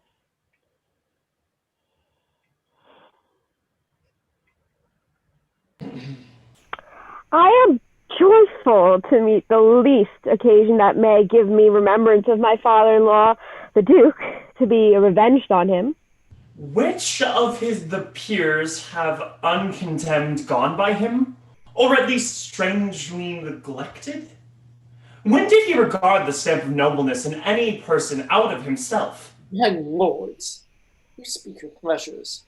What he deserves of you and me, I know. What he can do to him, now the time gives way to us, I much fear. You cannot bar his access to the king. Never attempt anything on him, for he hath a witchcraft over the king in his tongue. Fear him not. His spell in that is out. The king hath found matter against him that forever mars the honey of his language. No, he's settled, not to come off in his displeasure. Sir, I should be glad to hear such news as that. Once every hour. Believe it, this is true. In the divorce, his contrary proceedings are all unfolded, wherein he appears as I would wish mine enemy. How come? His practice to light. Most strangely. Oh, how? The cardinal's letters to the Pope miscarried and come to the eye of the king, wherein was read how that the cardinal did entreat his holiness to stay the judgment on the divorce. For if it did take place, I do, quoth he, perceive my king is tangled in affection to a creature of the queen's lady Anne Boleyn. Has the king this? Believe it. Will this work? The king in this perceives him, how he coasts and hedges his own way. But in this point all his tricks founder, and he brings his psychic after his patient's death. The king already has married the fair lady. What he had. May you be happy in your wish, my lord, for I profess you have it. Now, all my joy trace the conjunction. I am into it. Oh, man. There's order given for her coronation. Marry, this is yet but young, and may be left to some ears unrecounted. But, my lords, she is a gallant creature, and complete in mind and feature. I persuade me, from her will fall some blessing to this land which shall in it be memorized. But will the king digest this letter of the cardinal? The Lord forbid. Amen. No. There are more wasps that buzz about his nose. Will make this sting the sooner. Cardinal Campius is stolen away to Rome, hath taken no leave, has left the cause on the king unhandled, and is posted as the agent of our cardinal to second all his post. I do assure you, the king cried, ha, at this. God incent him, and let him cry, ha, louder. But my lord, when returns Cranmer? He is returned in his opinions, which have satisfied the king for his divorce, together with all famous colleges almost in Christendom. Shortly, I believe, his second marriage shall be published, and her coronation. Catherine no more shall be called queen, but Prince Dowager, and widow to Prince Arthur. This same Cranmer is a worthy fellow, and hath ta'en much pain in the king's business. He has, and we shall see him for it an archbishop. So I hear. 'Tis so. Enter Wolsey and Cromwell meeting. The cardinal! Observe, he's moody. The packet, Cromwell. Gave it to you to the king. To his own hand in his bedchamber. Looked on the inside of the paper. Presently, he did unseal them, and the first he viewed. He did it with serious mind. A heat was in his countenance. You he bade attend him here this morning. Is he ready to come abroad? I think by this he is. Leave me a while. Cromwell exits. It shall be to the Duchess of Alençon, the French king's sister. He shall marry her. Anne Boleyn? No, I'll know Anne Boleyn for him. There's more in it than fair visage. Boleyn? No, we'll know Boleyn's. Speedily I wish to hear from Rome. The Marchioness of Pembroke. He is discontented. Maybe he hears the king does whet his anger to him. Sharp enough, Lord, for thy justice. The late queen's gentlewoman, a knight's daughter to be her mistress's mistress, the queen's queen. Oh, this candle burns not clear. 'Tis I must snuff it, then out it goes. What though I knew her virtuous and well-deserving, yet I know her for a spleeny Lutheran, and not wholesome to our cause that she should lie in the bosom of our hard-ruled king. Again, there's sprung up an heretic, an arch one, Cranmer. One hath crawled into the favour of the king, and is his oracle. He is vexed at something. I would for something that will fret the string that master on the heart. The king! Enter the king, reading a schedule with Lovell and attendants. What piles of wealth hath he accumulated to his own portion, and what expense by the hour seems to flow from him? How in the name of thrift does he rake this together? Now, my lords, saw you the cardinal? My lord, we have stood here observing him. Some strange commotion is in his brain. He bites his lip and starts, stops on a sudden, looks upon the ground, then lays his finger on his temple, straight springs out into a fast gait, then stops again, strikes his breast hard, and anon he casts his eye against the moon.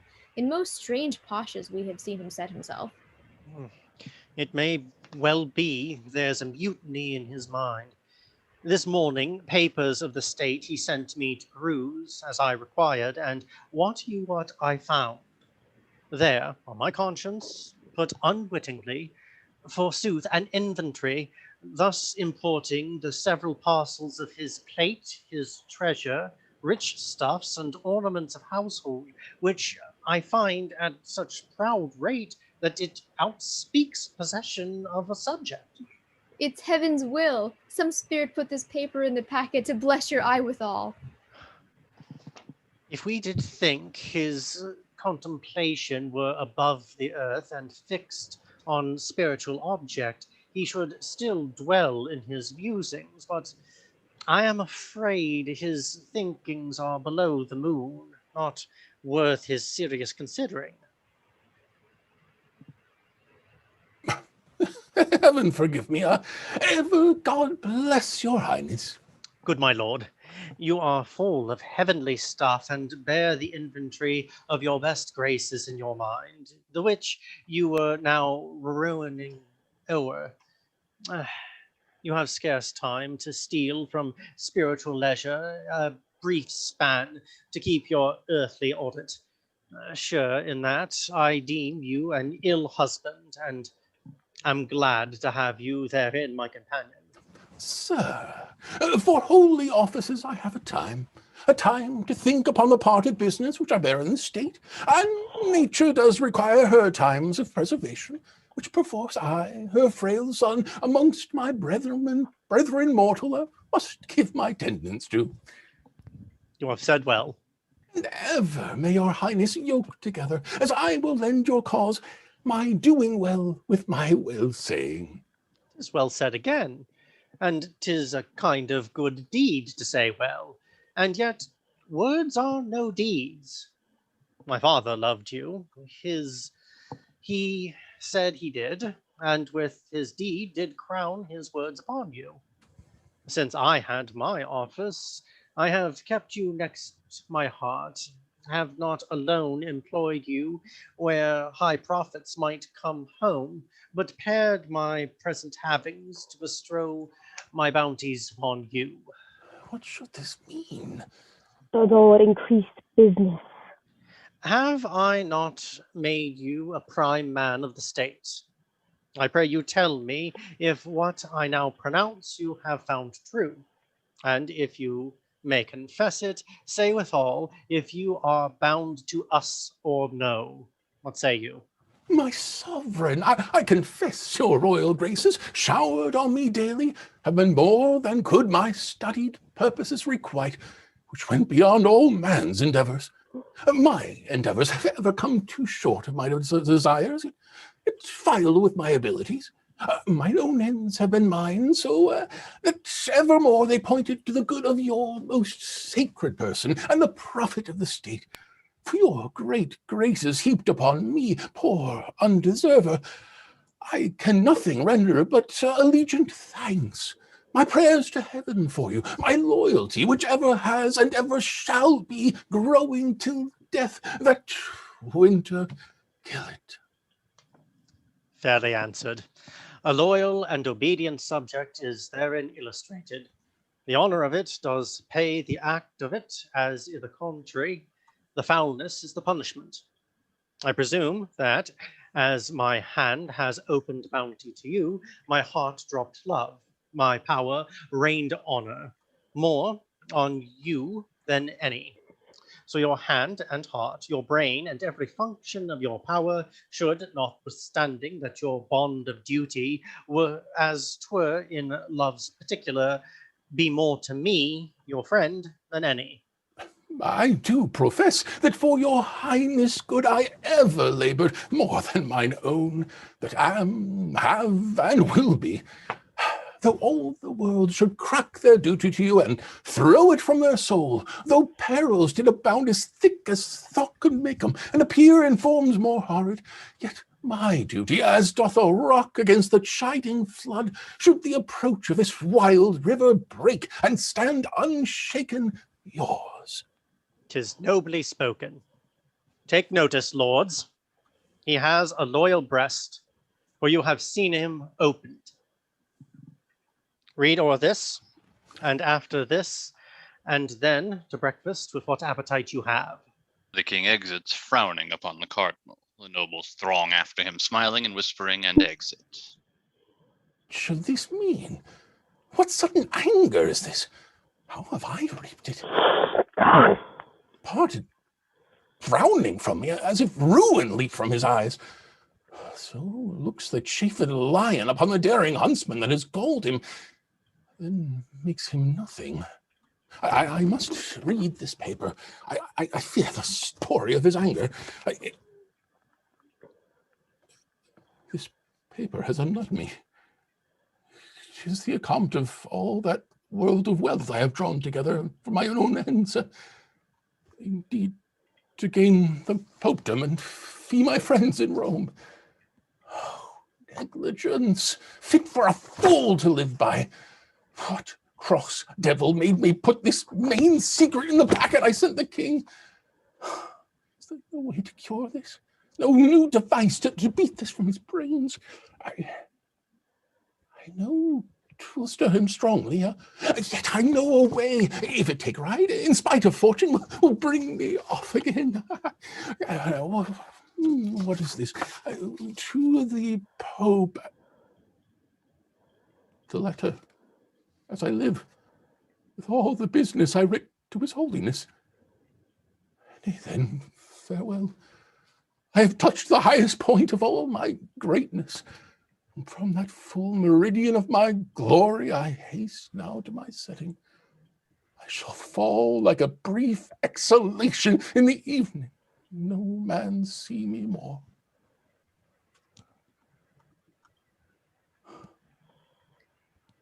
Hear the king's pleasure, Cardinal, who commands you to render up the great seal presently into our hands, and to confine yourself to Asher House, my lord of Winchester's, till you hear further from his highness. Stay, where's the commission, lords? Words cannot carry authority so weighty. Who dare cross him, bearing the king's will from his mouth expressly? Till I find more than will or words to do it, I mean your malice, no, officious lords, I dare and must deny it. Now, I feel of what coarse metal you are molded. Envy!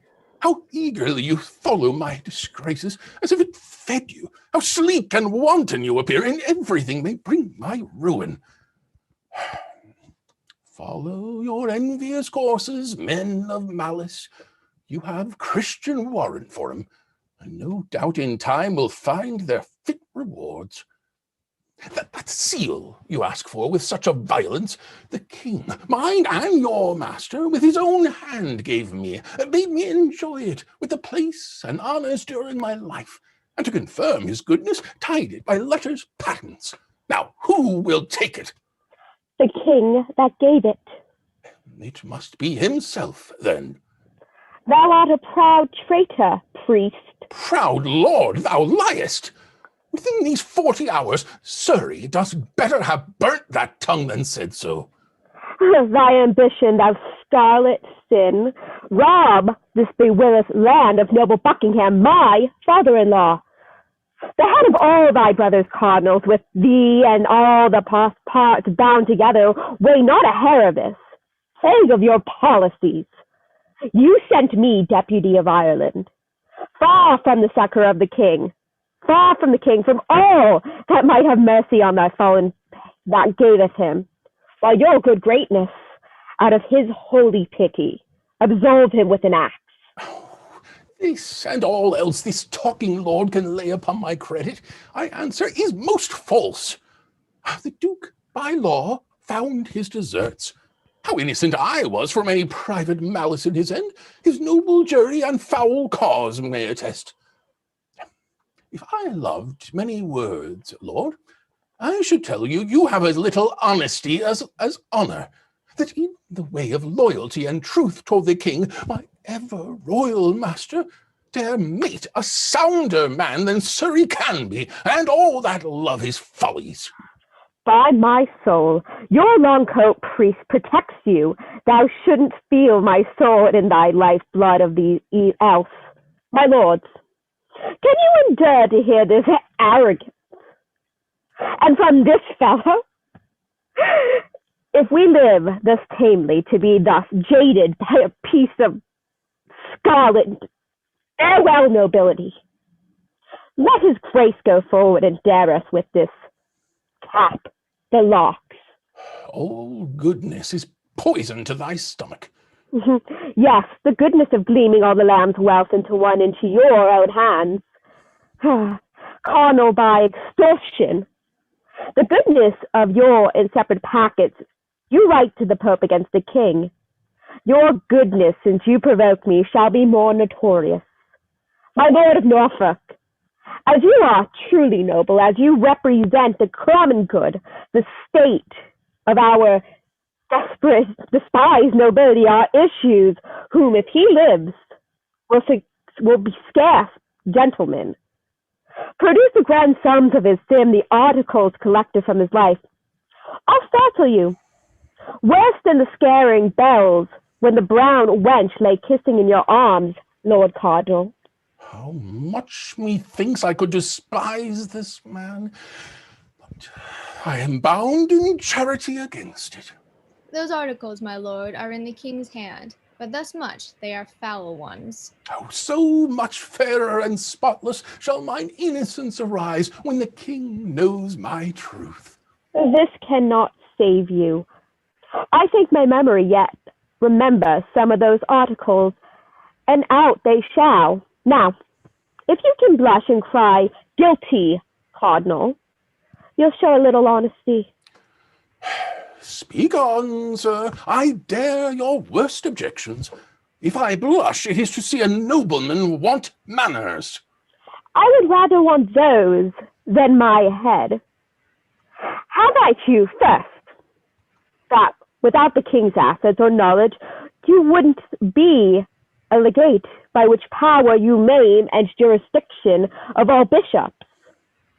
Then that in all you writ to Rome, or else to foreign princes, ergo et rex meus was still inscribed, in which you brought the king to be your servant. Then that without the knowledge either of king or council, when you went ambassador to the emperor, you made bold to carry into Flanders the great seal.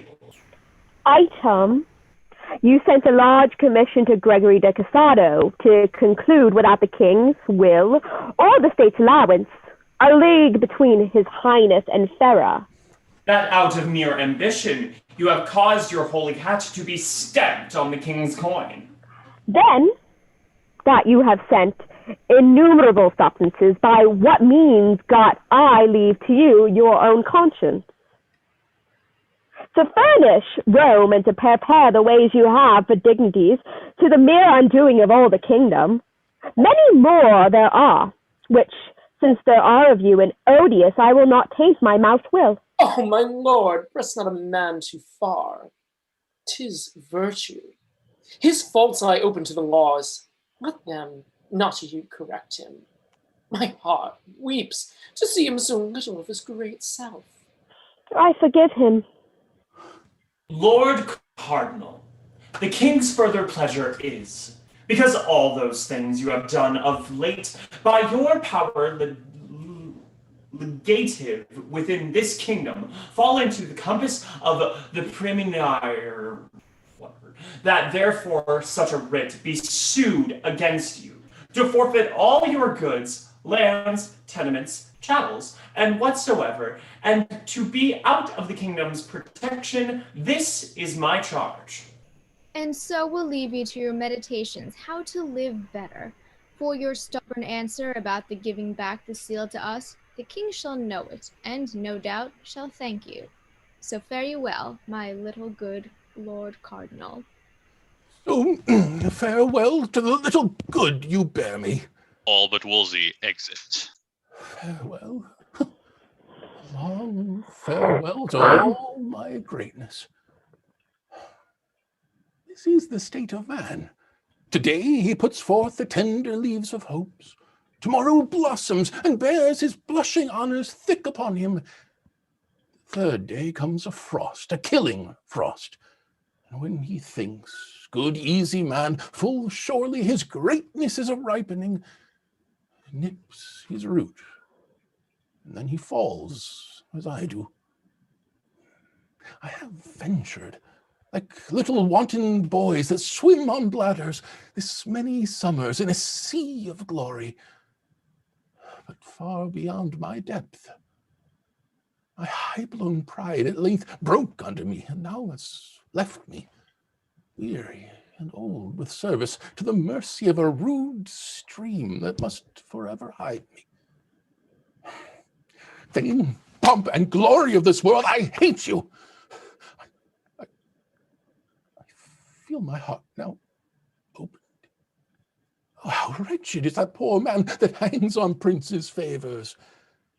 There is betwixt that smile we would aspire to, that sweet aspect of princes, and their ruin, more pangs and fears than wars or women have. But when he falls like a Lucifer, never to hope again. Enter Cromwell standing amazed. Oh, no, Cromwell. I have no power to speak, sir. What? Amazed at my misfortunes. Can thy spirit wonder a great man should decline? Nay, and thou weep, I am fallen indeed. How does your grace? Why, well, never so truly happy, my good Cromwell. I know myself now. I feel within me a peace above all her earthly dignities, a still and quiet conscience, The king has cured me. I humbly thank his grace. And from these shoulders, these ruined pillars, out of pity, taken a load would sink a navy. Too much honor. Oh, 'tis a burden, Cromwell. 'Tis a burden too heavy for a man that hopes for heaven. I am glad your grace has made that right use of it. I hope I have. I am able now, methinks, out of a fortitude of soul, I feel, to endure more miseries and greater far than my weak-hearted enemies dare offer. What news abroad? The heaviest and the worst is your displeasure with the king. God bless him. The next is that Sir Thomas More is chosen Lord Chancellor in your place. That's somewhat sudden, but he's a learned man. May he continue long in his highness' favor and do justice for truth's sake and his conscience, that his bones, when he has run his course and sleeps in blessings, may have a tomb of orphans' tears wept on him. What more? That Cranmer has returned with welcome, installed Lord Archbishop of Canterbury. That's news indeed. Yes. Last, that the Lady Anne, whom the king hath in secrecy long married, this day was viewed in open as his queen, going to chapel, and the voice is now only about her coronation. There was the weight that pulled me down. Oh, Cromwell, the king has gone beyond me. All my glories in that one woman I have lost forever. No son shall ever usher forth mine honors, or gild again the noble truths that waited upon my smiles. Go, get thee from me, Cromwell. I am a poor fallen man, unworthy now to be thy lord and master. Seek the king. That sun, I pray, may never set. I have told him what and how true thou art. He will advance thee. Some little memory of me will stir him. I know his noble nature, not to let thy hopeful service perish too. Good Cromwell, neglect him not. Make use now, and provide for thy own future safety. Oh, my lord, must I then leave you? Must I needs forego so good, so noble, and so true a master? Bear witness, all that have not hearts of iron, with what a sorrow Cromwell leaves his lord. The king shall have my service, but my prayers forever and forever shall be yours. Oh, Cromwell, I did not think to shed a tear in all my miseries, but thou hast forced me out of my honest truth to play the woman. Let's dry our eyes. And thus far, hear me, Cromwell, and when I am forgotten, as I shall be, and sleep in dull cold marble, where no mention of me more must be heard of, say I taught thee. Say, Wolsey, that once trod the ways of glory and sounded all the depths and shoals of honor, found thee a way out of his wrack to rise in a sure and safe one. Though thy master missed it, mark but my fall, and that ruined me. Cromwell, I charge thee, fling away ambition. By that sin fell the angels. How can man, then, the image of his maker, hope to win by it? Love thyself last. Cherish those hearts that hate thee. Corruption wins not more than honesty. Still in thy right hand carry gentle peace to silence envious tongues. Be just, and fear not. Let all the ends thou aimst at be thy country's, thy gods, thy truths. Then, if thou fallest, O Cromwell, thou fallest a blessed martyr. Serve the king. And prithee, lead me in. There, take an inventory of all I have to the last penny. 'Tis the king's.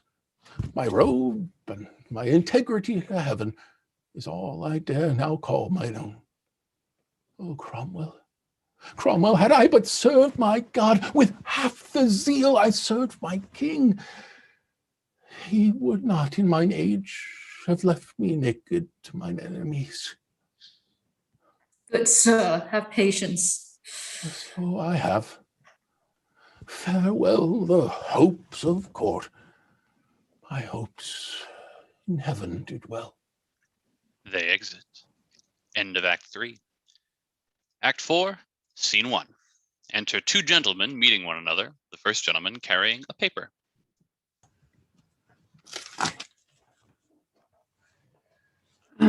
You're well met once again. So are you? You come to take your stand here and behold the Lady Anne pass from her coronation? 'Tis all my business. At our last encounter, the Duke of Buckingham came from his trial. It is very true, but that time offered sorrow, this general joy. 'Tis well. The citizens, I am sure, have shown at their full their royal minds. As let 'em have their rights. They are ever forward in celebration of this day with shows, pageants, and sights of honor. Never greater, nor I'll assure you, better taken, sir. May I be bold to ask what that contains? That paper in your hand? Yes, it is the list of those that claim their offices this day by custom of the coronation.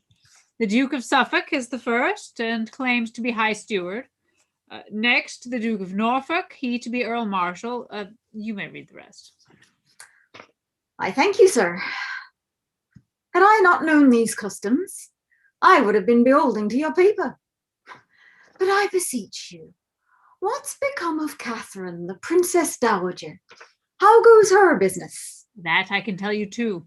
The Archbishop of Canterbury, accompanied with other learned and reverend fathers of his order, held a late court at Dunstable, 6 miles off from Ampthill, where the princess lay, to which she was often cited by them, but appeared not. And to be short, for not appearance and the king's late scruple, by the main assent of all these learned men, she was divorced, and the late marriage made of none effect, since which she was removed to Kymalton, where she remains now sick. Alas, good lady. The trumpets sound. Stand close, the queen is coming. Enter two judges, the Lord Chancellor with purse and mace before him, choristers singing. Enter the Mayor of London bearing the mace, then the Garter in his coat of arms, and on his head a gilt copper crown. A royal train, believe me. These I know. Enter the Marquess of Dorset bearing a sceptre of gold, on his head a demi-coronal of gold, with him the Earl of Surrey bearing the rod of silver with the dove, crowned with an earl's coronet and collars of Essex. Who's that bears the sceptre? Marcus Dorset, and that the Earl of Surrey with the rod. Huh, a bold, brave gentleman. Enter the Duke of Suffolk in his robe of estate, his coronet on his head bearing a long white wand as High Steward, with him the Duke of Norfolk with the rod of marshalship, a coronet on his head and collars of Essex. That should be the Duke of Suffolk. It is the same, High Steward. And that my Lord of Norfolk. Yes. Enter a canopy, and under it the Queen in her robe, and her hair richly adorned with pearl, crowned. On each side of her the Bishops of London and Winchester. Heaven bless thee. Thou hast the sweetest face I ever looked upon. Sir, as I have a soul, she is an angel. Our king has all the Indies in his arms, and more and richer when he strains that lady. I cannot blame his conscience. They that bear the cloth of honor over her are 4 barons of the Cinque Port. Those men are happy, and so are all are near her. Enter the old Duchess of Norfolk in a coronal of gold wrought with flowers, bearing the Queen's train. Certain ladies are countesses with plain circlets of gold without flowers. I take it she that carries up the train is that old noble lady, the Duchess of Norfolk. It is, and all the rest are countesses. Their coronets say so. These are stars indeed. Sometimes falling ones. No more of that. The procession exits, having passed over the stage in order and state. Enter a third gentleman. God save you, sir. Where have you been broiling?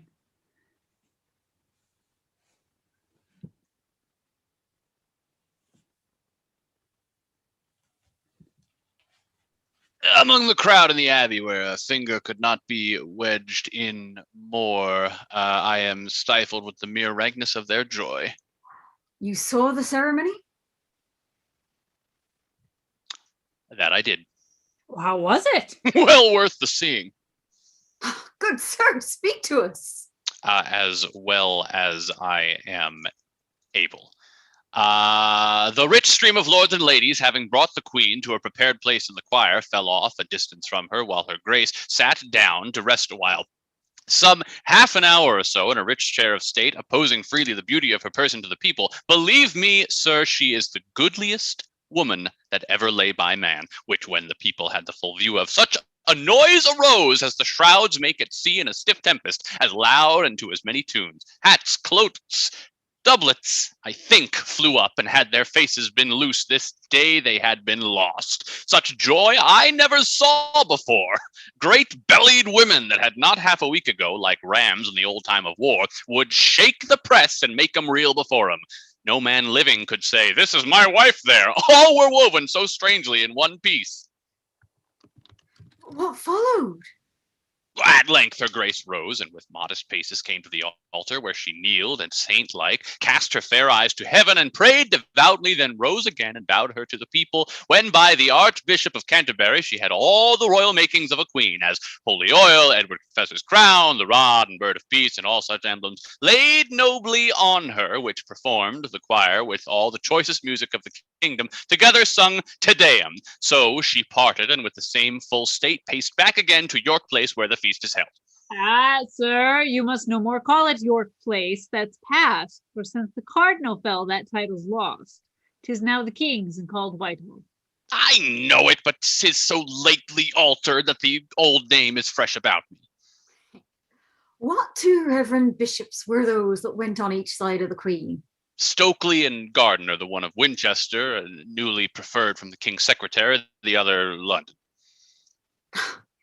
He of Winchester has held no good lover of the archbishops, the virtuous Cranmer. All the land knows that.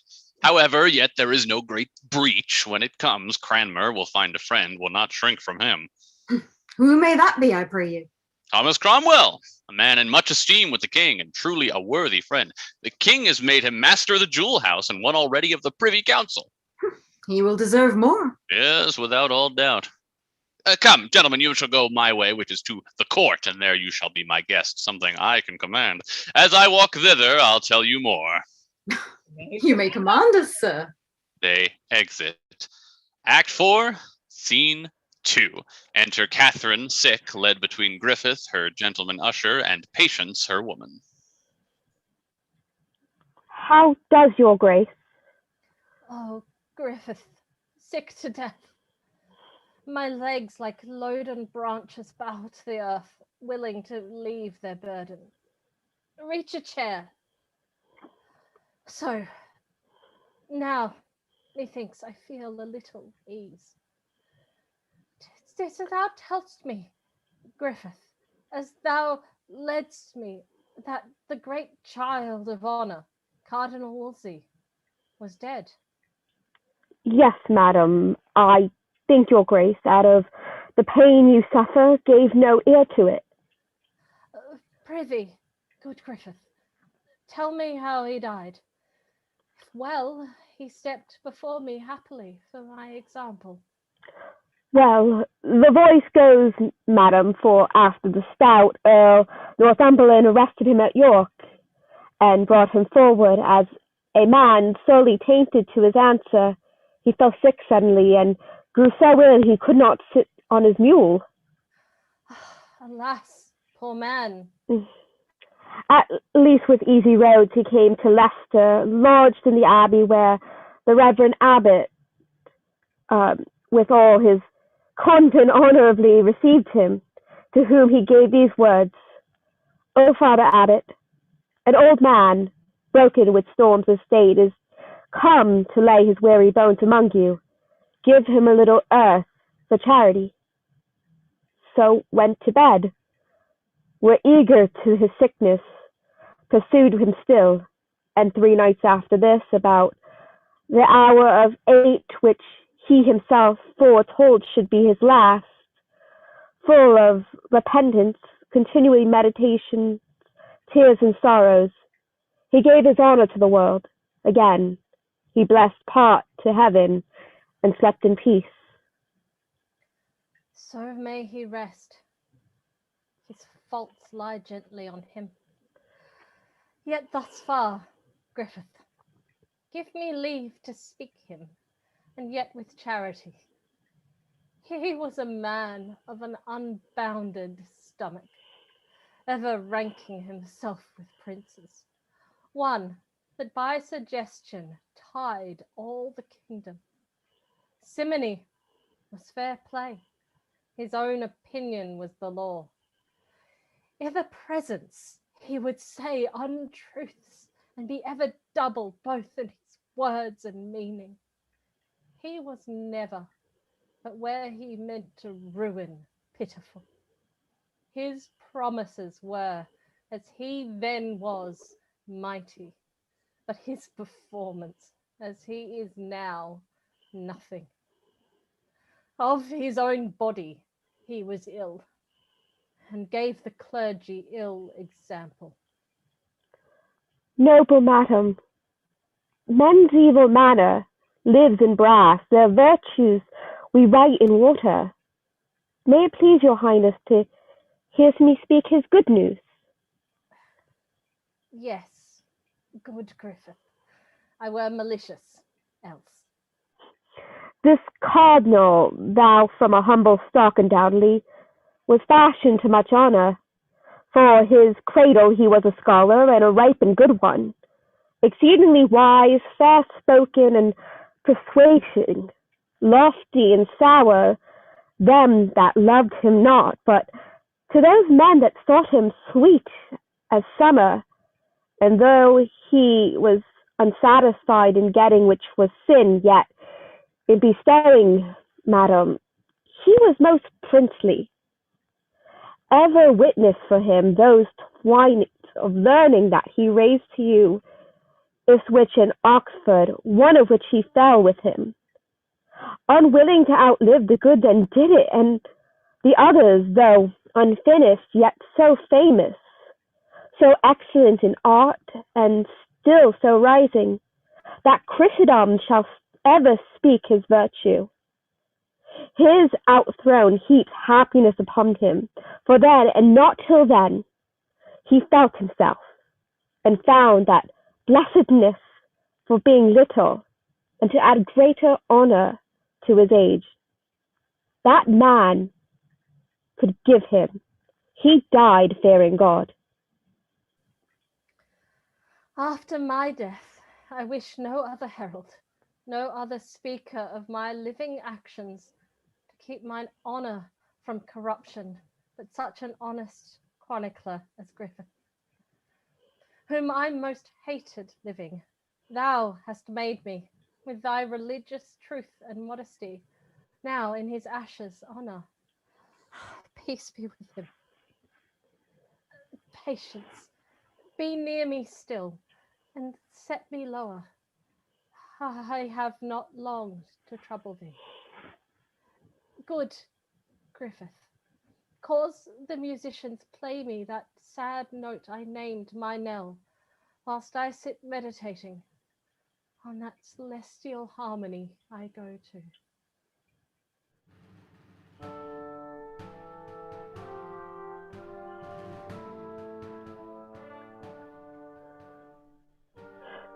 She is asleep. Good wench, let's sit down quiet, for fear we wake her. Softly, gently, patient.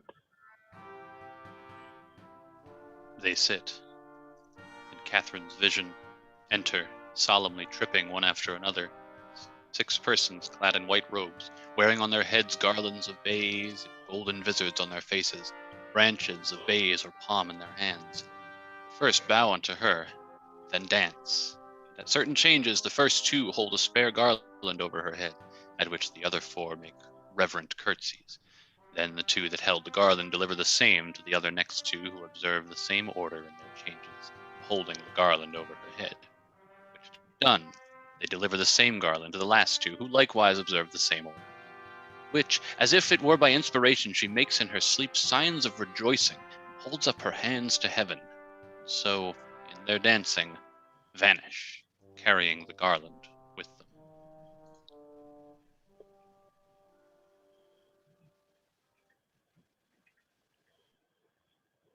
Spirits of peace, where are you?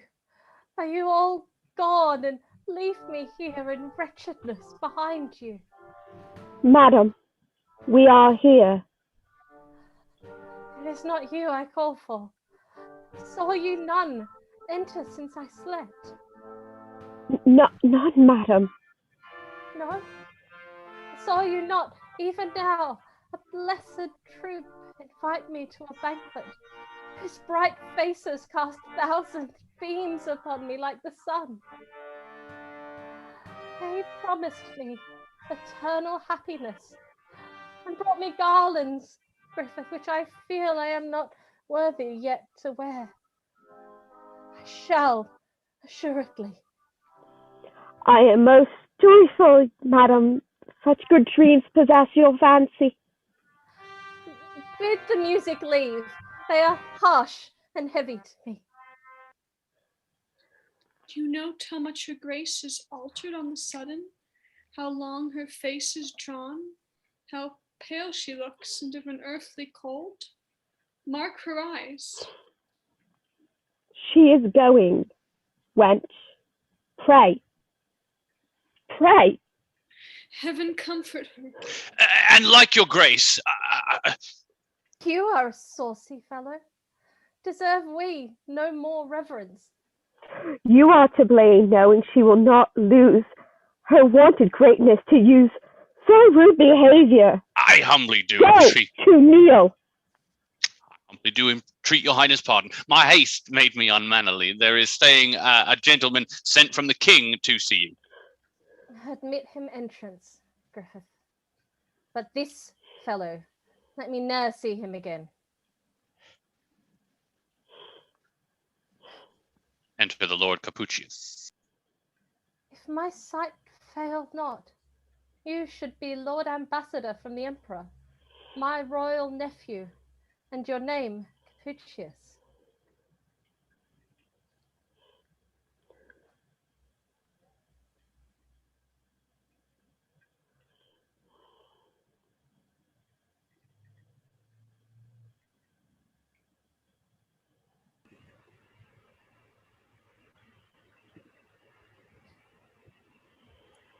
Madam, the same, your servant. Oh, my lord, the times and titles now are strangely altered with me since first you knew me. But I pray you, what is your pleasure with us? Noble lady, first, my known service to your grace. The next, the king's request that I would visit you, who grieves much for your weakness, and by me sends you his princely commendations, and heartily entreats you take good comfort. Oh, my good lord, that comfort comes too late. It's like a pardon after execution. That gentle physic given in time had cured me. And now I am past all comforts here but prayers. How does his highness? Madam, in good health. So may he ever do, and ever flourish, when I shall dwell with worms, and my poor name banish the kingdom. Patience, is that letter I caused you write yet sent away? No, madam. Sir, I most humbly pray you to deliver this to my lord the king. Most willing, madam. In which I have commended to his goodness the model of our chaste loves, this young daughter, the dews of heaven fall thick in blessings on her, beseeching him to give her virtuous breeding. She is young and of a noble, modest nature. I hope she will serve well, and a little to love her for her mother's sake that loved him. Heaven knows how dearly. My next poor petition is that his noble grace would have some pity upon my wretched women, that so long have followed both my fortunes faithfully, of which there is not one I dare avow, and now I should not lie, but will deserve, for virtue and true beauty of the soul, for honesty and decent courage, a right good husband. Let him be a noble, and sure those men are happy that shall have him. The last is for my men. They are the poorest, but poverty could never draw them from me, that they may have their wages duly paid them, and something over to remember me by. If heaven had pleased to give me longer life and able means, we had not parted thus. These are the whole contents. And, good my Lord, by that you love the dearest in this world, and you wish Christian peace to souls departed, stand these poor people's friend and urge the king to do me this last right. By heaven I will, or let me lose the fashion of a man. I thank you, honest Lord. Remember me in all humility unto his highness. Say, his long trouble now is passing out. Tell him in death I blessed him, for so I will. Mine eyes grow dim. Farewell, my lord. Griffith, farewell.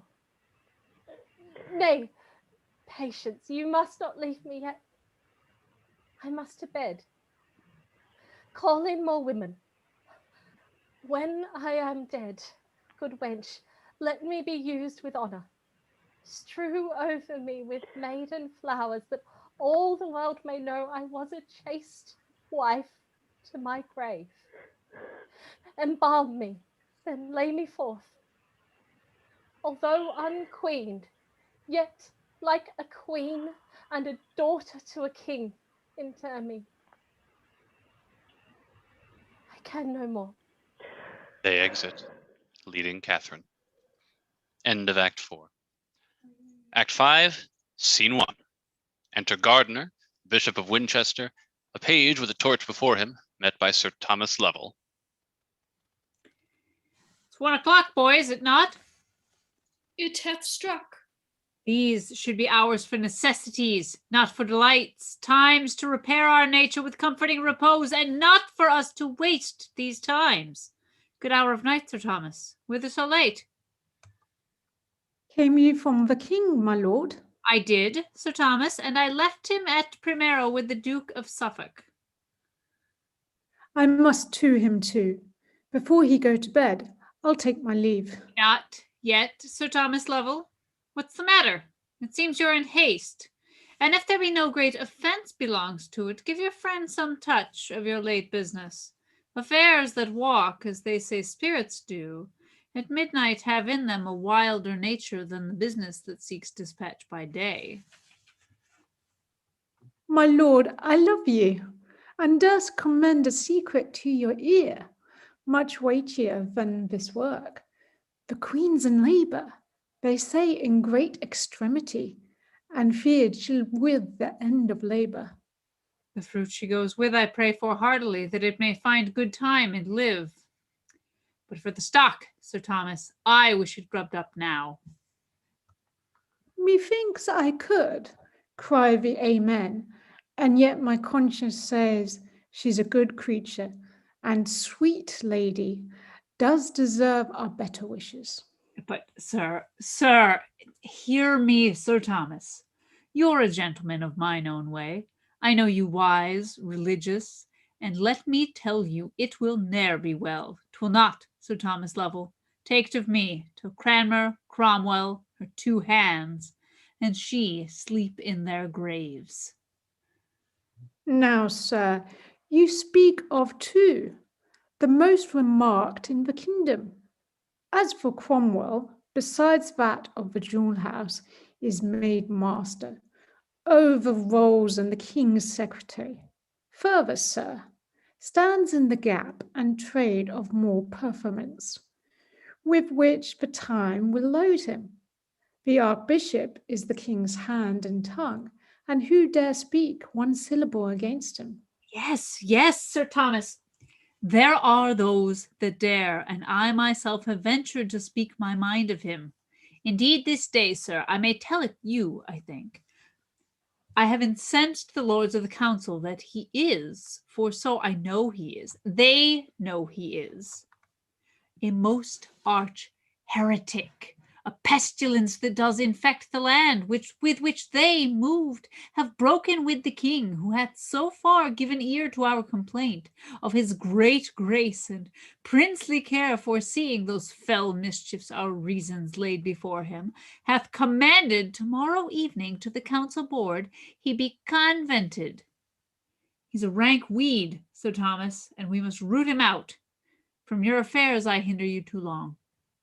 Good night, Sir Thomas. Many good nights, my lord. I rest your servant. Gardner and page exit. Enter the king and Suffolk. Charles, I will play no more tonight. My mind's not on it. You are too hard for me. Sir, I did never win of you before. But little, Charles, nor shall not win my fancies on my play. Now, Lovell, from the Queen, what is the news? I could not personally deliver to her what you commanded me, but by her women I sent your message, who returned her thanks in the great humbleness, and desired your highness most heartily to pray for her. What sayest thou, huh? To pray for her? What, is she crying out? So said her woman, and that her sufferings made almost each pang a death. Alas, good lady. God safely quit her of her burden, and with gentle travail to the gladding of your highness with an air. 'Tis midnight, Charles. Prithee, to bed, and in thy prayers remember the state of my poor queen. Leave me alone, for I must think on that which company would not be friendly to. I wish your highness a quiet night, and my good mistress will remember in my prayers. Charles, good night. Suffolk exit as Sir Anthony Denny enters. Well, sir, what follows? Sir, I have brought my lord the Archbishop as you commanded me. Ha! Canterbury? Aye, my good lord. 'Tis true. Where is he, Denny? He attends your highness' pleasure. Bring him to us. This is about that which the bishop spake. I am happily come hither. Enter Cranmer and Denny.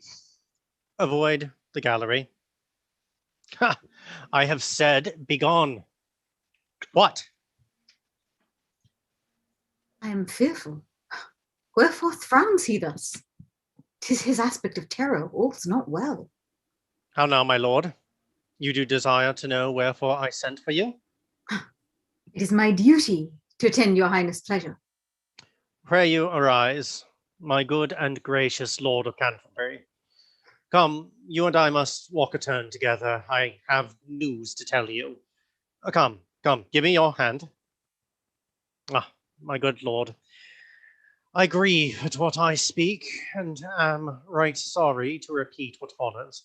I have, and most unwillingly of late, heard many grievous, I do say, my lord, grievous complaints of you, which, being considered, have moved us and our council, that you shall this morning come before us, where I know you cannot with such freedom purge yourself, which will require your answer. You must take your patience to you, and be well contented to make your house our tower.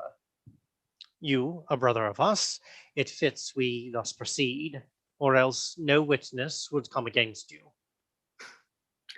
I humbly thank your highness, and am right glad to catch this good occasion most thoroughly to be winnowed, where my chaff and corn shall fly asunder. For I know there's none stands under more calumnious tongues than I myself, poor man. Stand up, good Canterbury. Thy truth and thy integrity is rooted in us, my friend. Give me thy hand. Stand up. Prithee, let's walk. Now, by my halidom, what manner of man are you, my lord? I looked you would have given me your petition, that I should have ta'en some pains to bring together yourself and your accusers, and to have heard you without endurance further. Most dread liege, the good I stand on is my truth and honesty. If they shall fail, I with mine enemies will triumph o'er my person, which I weigh not, being of those virtues vacant. I fear nothing what can be said against me. Know you not how your state stands to the world with the whole world? Your enemies are many and not small. Their practices must bear the same proportion, and not ever the justice and the truth of the question carries the due of the verdict with it. At what ease might corrupt minds procure knaves as corrupt to swear against you? Such things have been done, you are potently opposed, and with a malice of a great size. Ween you of your better luck, I mean in perjured witness, than your master, whose minister you are, whiles he here lived. Upon this naughty earth, go to. You take a precipice for no leap of danger, and woo your own destruction. God and your majesty protect mine innocence, or I fall into the trap is laid for me. Be of good cheer. They shall no more prevail than we give way to. Keep comfort to you, and this morning see you do appear before them. If they shall chance in charging you with matters to commit you, the best persuasions of the contrary will fail not to use, and with what vehemence the occasion shall instruct you, if entreaties will render you no remedy, this ring deliver them, and your appeal to us there make before them. Look, a good man weeps. He's honest on my honor. God blessed mother, I swear he is true-hearted, and a soul none better in my kingdom. Get you gone, and do as I have bid you. Cranmer exits. He has strangled his language in tears. Come back. What mean you? Enter the old lady, followed by Lovell. I'll not come back. The tidings that I bring will make my boldness manners. Now, good angels, fly over thy royal head and shade thy person under their blessed wings. Now, by the looks, I guess thy message. Is the queen delivered? Say, aye, and of a boy. Aye, my liege, and of a lovely boy, the God of heaven, both now and ever bless her. 'Tis a girl promises boys hereafter. Sir, your queen desires your visitation, and to be acquainted with this stranger. 'Tis as like you as cherry is to cherry. Lovell, Sir? give her 100 marks. To the queen. 100 marks? By this light, I'll have more than ordinary grooms for such payment. I will have more or scold it out of him. Said I, for this the girl is like to him. I'll have more or else unsate. And now, while 'tis hot, I'll put it to the tissue. The old lady exits with Lovell. Act 5, Scene 2. Enter Cranmer, the Archbishop of Canterbury, with pages, footboys, grooms, and other servants at the council door. I hope I am not too late. Yet the gentleman that was sent to me from the council prayed me to make great haste. He tries the door. All fast? What means this? Ho! Who waits there? Enter the keeper. Sure you know me. Yes, my lord, but I cannot help you. Why? Your grace must wait till you be called for. Sir. Enter Dr. Butts. This is a piece of malice. I am glad I came this way so happily. The king shall understand it presently. Dr. Butts exits. 'Tis Butts, the king's physician. As he passed along, how earnestly he cast his eyes upon me. Pray heaven he sound not my disgrace. For certain, this is of purpose laid by some that hate me. God turn their hearts. I never sought their malice to quench mine honour. They would shame to make me wait else at door, a fellow counsellor, among boys, grooms, and lackeys. But their pleasures must be fulfilled, and I attend with patience. Enter the king and Butts at a window above. I'll show your grace the strangest sight. What's that, Butts? I think your highness saw this many a day. Body o' me, where is it? There, my lord, the high promotion of his grace of Canterbury, who holds his state at door amongst pursuivants, pages, and footboys. Ha! 'Tis indeed. Is this the honour they do one another? 'Tis well there's one above 'em yet. I had thought they had parted so much honesty among 'em, at least good manners, as not thus to suffer a man of his place and so near our favour to dance attendance on their lordships' pleasures, and at the door too, like a post with packets. By Holy Mary, Butts, there's knavery. Let him alone, and draw the curtain close. We shall hear more anon. They draw the curtain.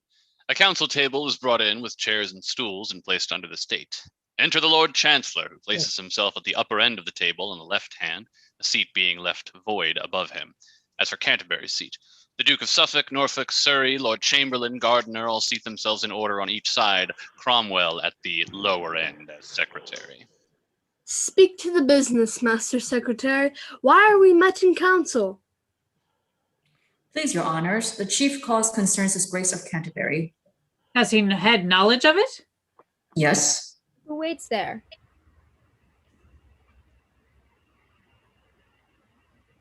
Without, my noble lords? Yes.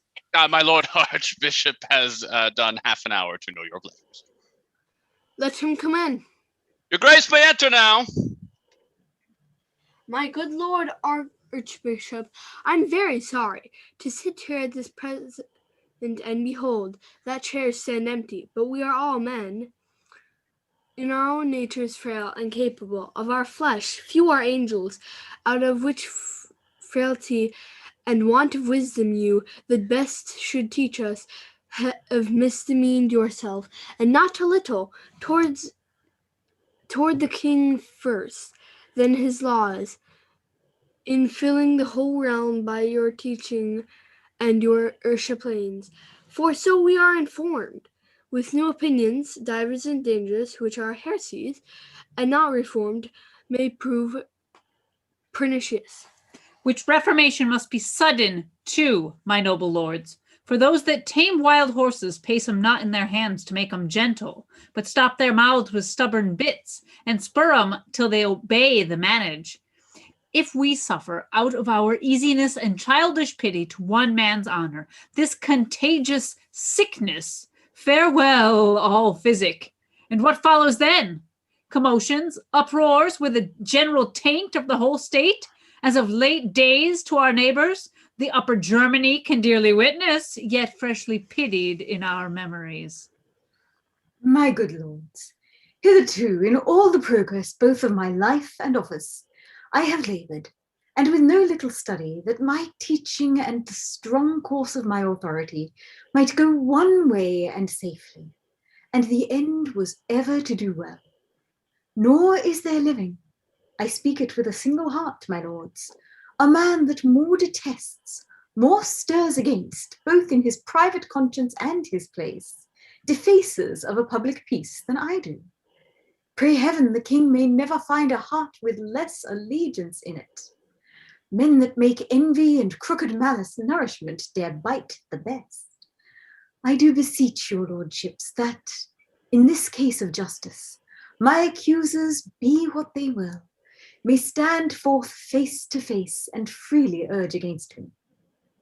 Nay, my lord, that cannot be. You are a counselor, and by that virtue no man dare accuse you. My lord, because we have business of more moment, we will be short with you.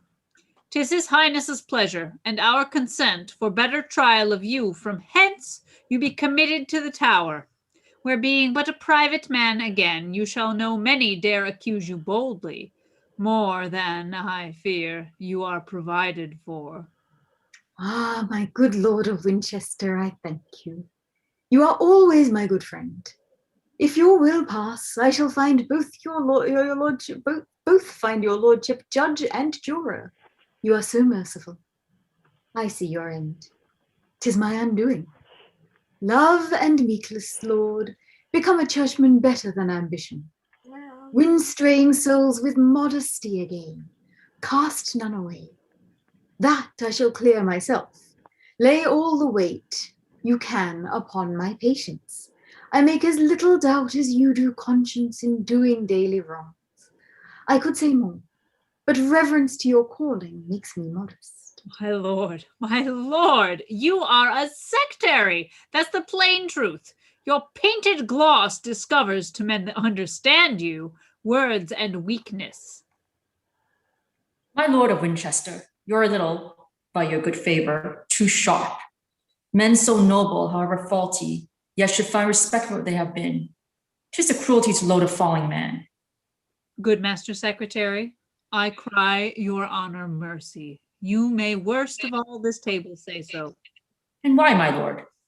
Do I not know you for a favorer of this new sect? You are not sound. Not sound? Not sound, I say. Would you were half so honest. Men's prayers then would seek you, not their fears. I shall remember this bold language. Do. Remember your bold life too. This is too much. Forbear, for shame, my lords. I have done. And I. Then thus for you, my lord, it stands agreed.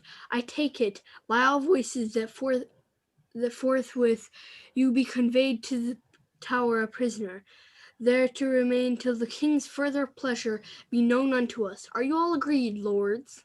We are. We are. Is there no other way of mercy but I must needs to the tower, my lords? What other would you expect? You are strangely troublesome.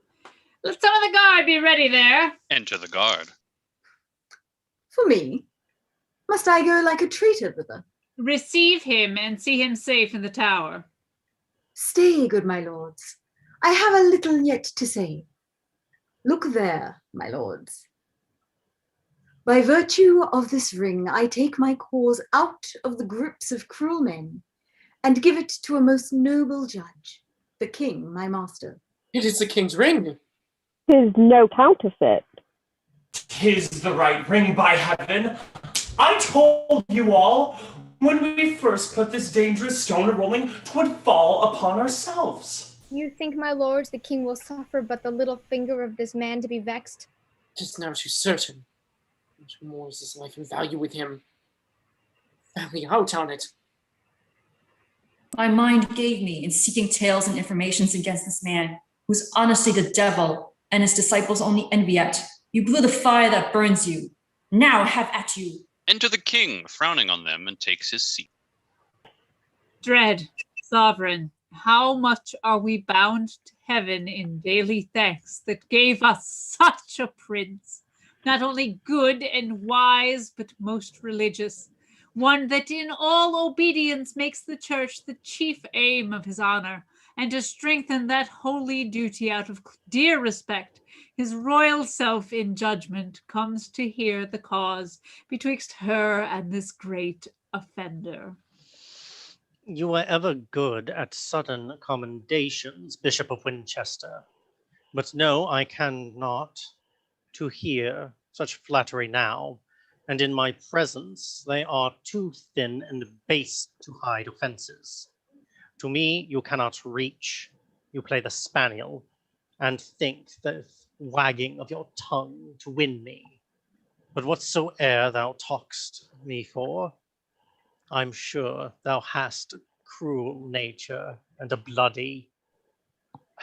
Good man, sit down. Now, let me see the proudest, he that dares most but wag his finger at thee.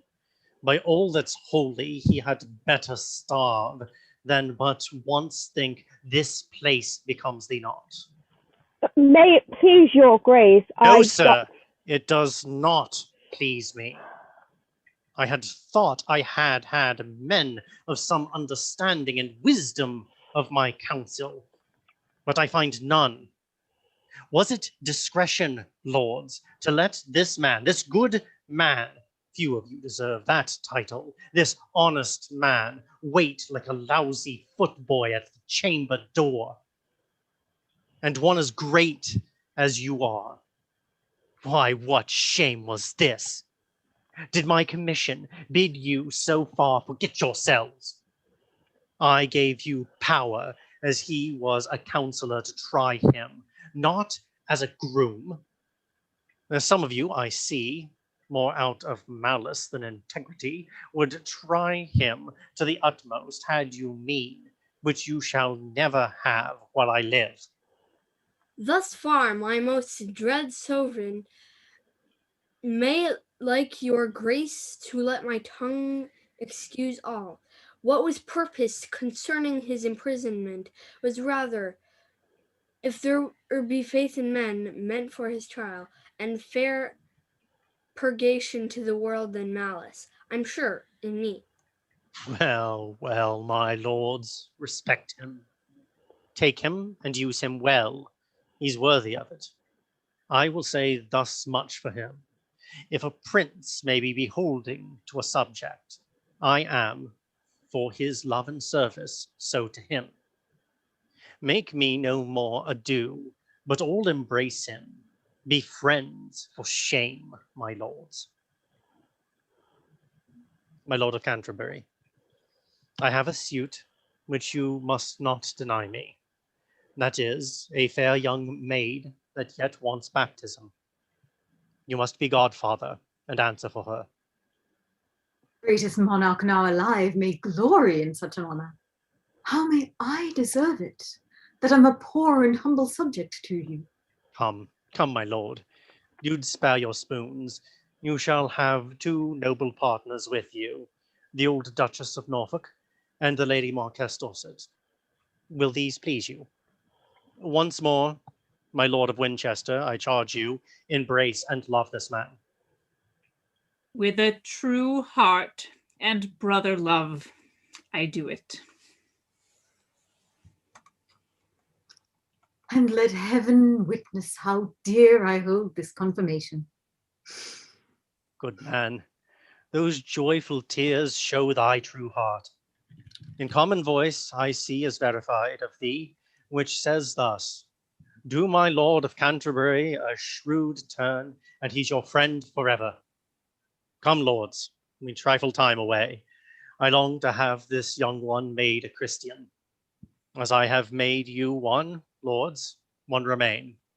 So I grow stronger, you more honor gain. They exit.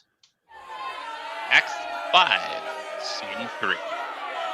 Enter the porter and his man carrying cudgels. You'll leave your noise anon, you rascals! Do you take the court for parish garden? You rude slaves, leave your gaping. Good Master Porter, I belong to the larder. Belong to the gallows and be hanged, you rogue. Is this a place to roar in? Fetch me a dozen crabtree staves and strong ones. These are but switches to them.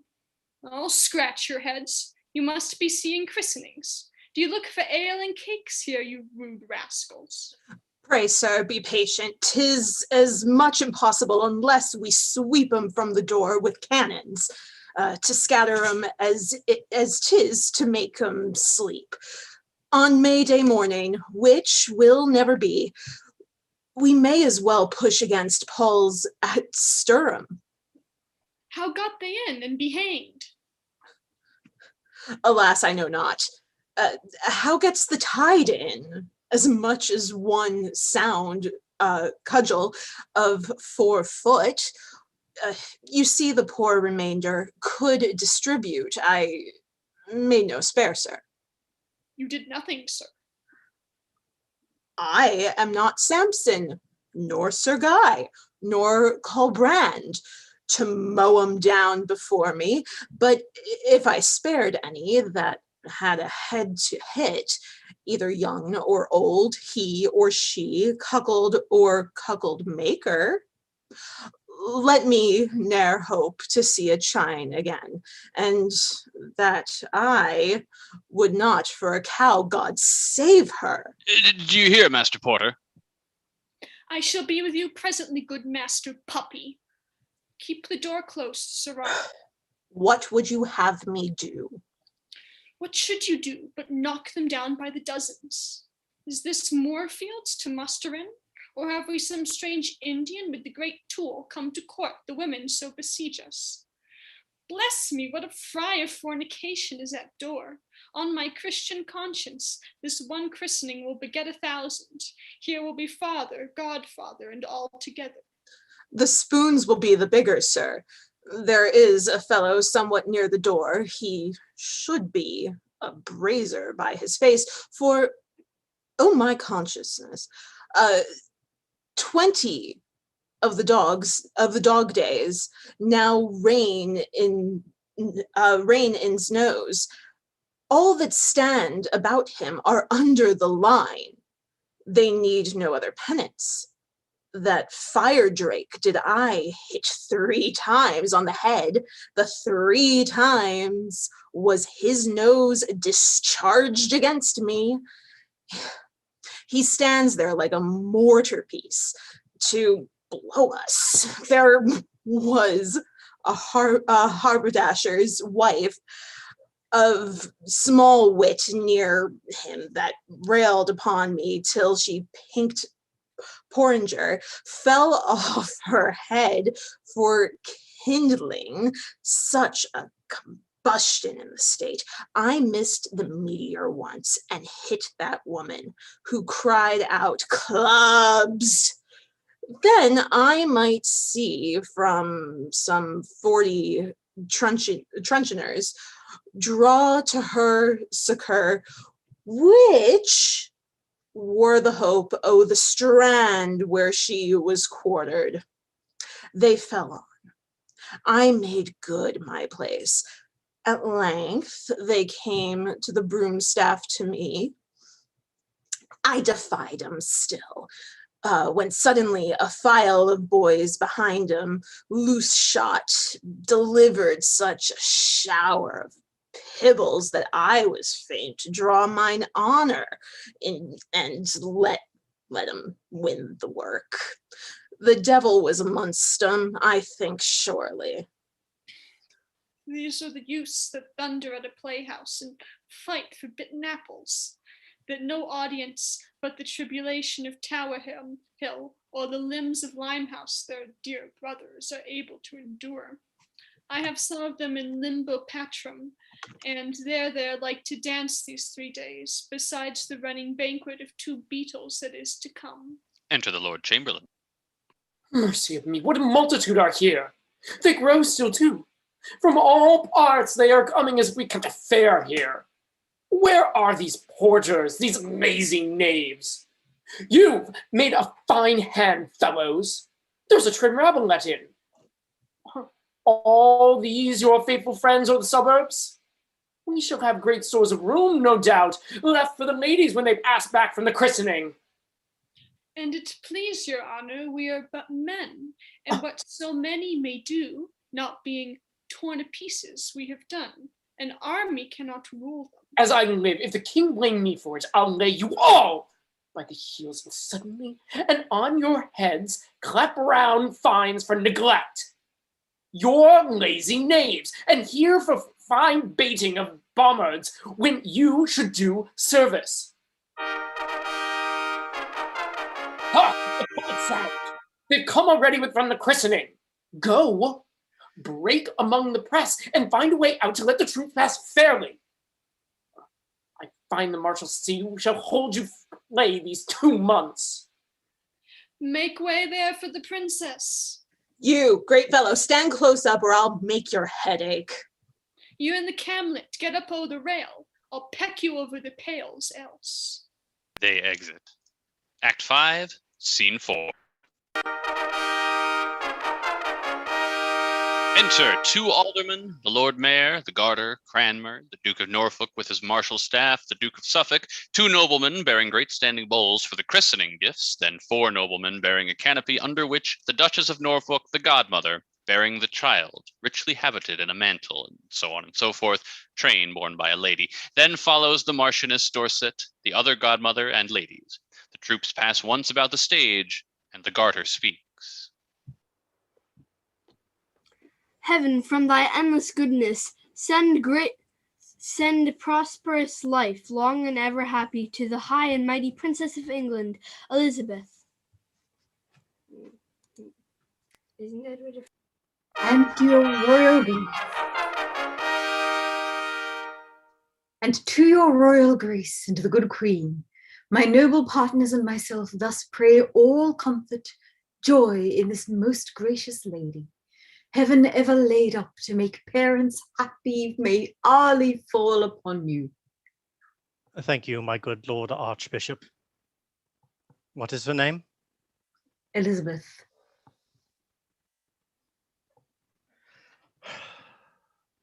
Stand up, my lord. With this kiss, take my blessing. God protect thee, into whose hands I give thy life. Amen. My noble gossips, you've been too prodigal. I thank you heartily. So shall this lady, when she has so much English.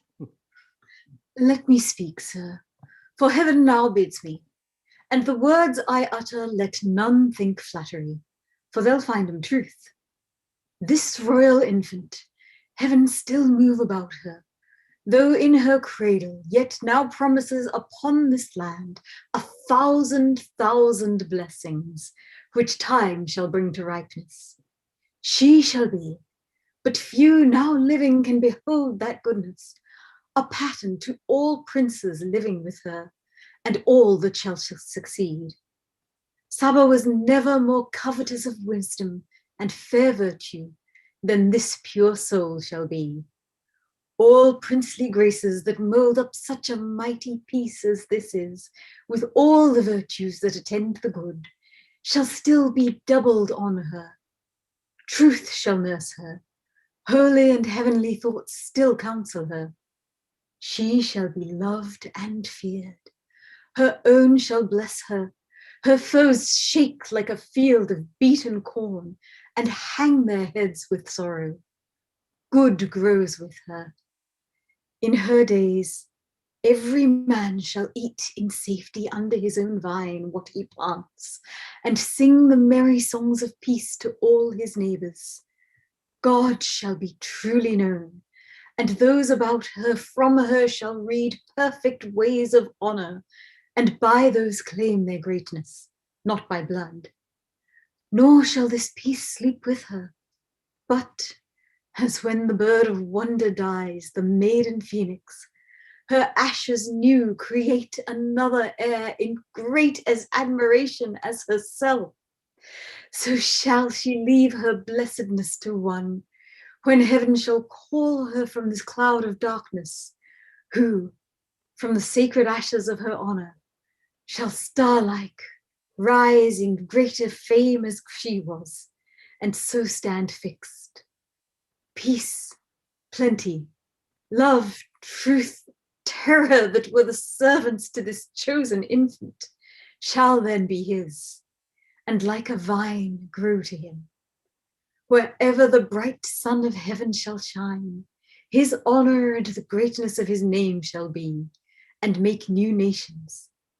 He shall flourish, and like a mountain cedar reach his branches to all the plains about him. Our children's children shall see this and bless heaven. Thou speakest wonders. She shall be to the happiness of England an aged princess. Many days shall see her, and yet no day without a deed to crown it. Would I had known no more. But she must die. She must. The saints must have her. Yet a virgin, a most unspotted lily shall she pass to the ground, and all the world shall mourn her. Archbishop, thou hast made me now a man. Never before this happy child did I get anything. This oracle of comfort has so pleased me that when I am in heaven I shall desire to see what this child does and praise my Maker. I thank you all. To you, my good Lord Mayor, and you, good brethren, I am much beholding. I have received much honor by your presence, and you shall find me thankful. Lead the way, my lords. You must all see the Queen, and she must thank you. She will be sick else. This day no man think has business at his house, for all shall stay. This little one shall make it holiday. They exit. 'Tis 10-1, this play can never please all that are here. Some come to take their ease and sleep an act or two, but those, we fear, we frighted with our trumpets. So 'tis clear, they'll say, 'tis not. Others, to hear the city abused extremely and to cry, that's witty, which we have not done neither. That I fear all the expected good were like to hear. This play at this time is only in the merciful construction of good women. For such a one we showed 'em. If they smile and say 'twill do, I know within a while all the best men are ours, for 'tis ill hap if they hold when their ladies bid 'em clap. End of play. Thank you for joining us for King Henry VIII. A big thanks to our friend, Your Friendly Neighborhood Shakespeare. Visit him at his website, shakespeareapproves.com, or on Facebook at Shakespeare Approves, Your Friendly Neighborhood Shakespeare. We've got links to all his content and more in the comments of this video, including our new friends at the Progressive Theater in Maplewood, New Jersey. Please visit them and send them some love. They are working on some very awesome things. We would also like to thank all of the actors who volunteered to read with us tonight from 4 different continents. If you enjoyed this reading, all of our past readings are available on our Facebook page and a little better organized on our website, zenithplayers.com. If you want more information on us, including how to be involved in a reading like this one, head to our Facebook page, Zenith Players, send us a message, or send an email to casting@zenithplayers.com, and I will get back to you as soon as possible. Want to continue to express our support and thanks to everyone out there working to keep us safe and healthy and vaccinated. Join us next Saturday for the adventures of Sherlock Holmes, the adventure of the Speckled Band. Thank you and good night.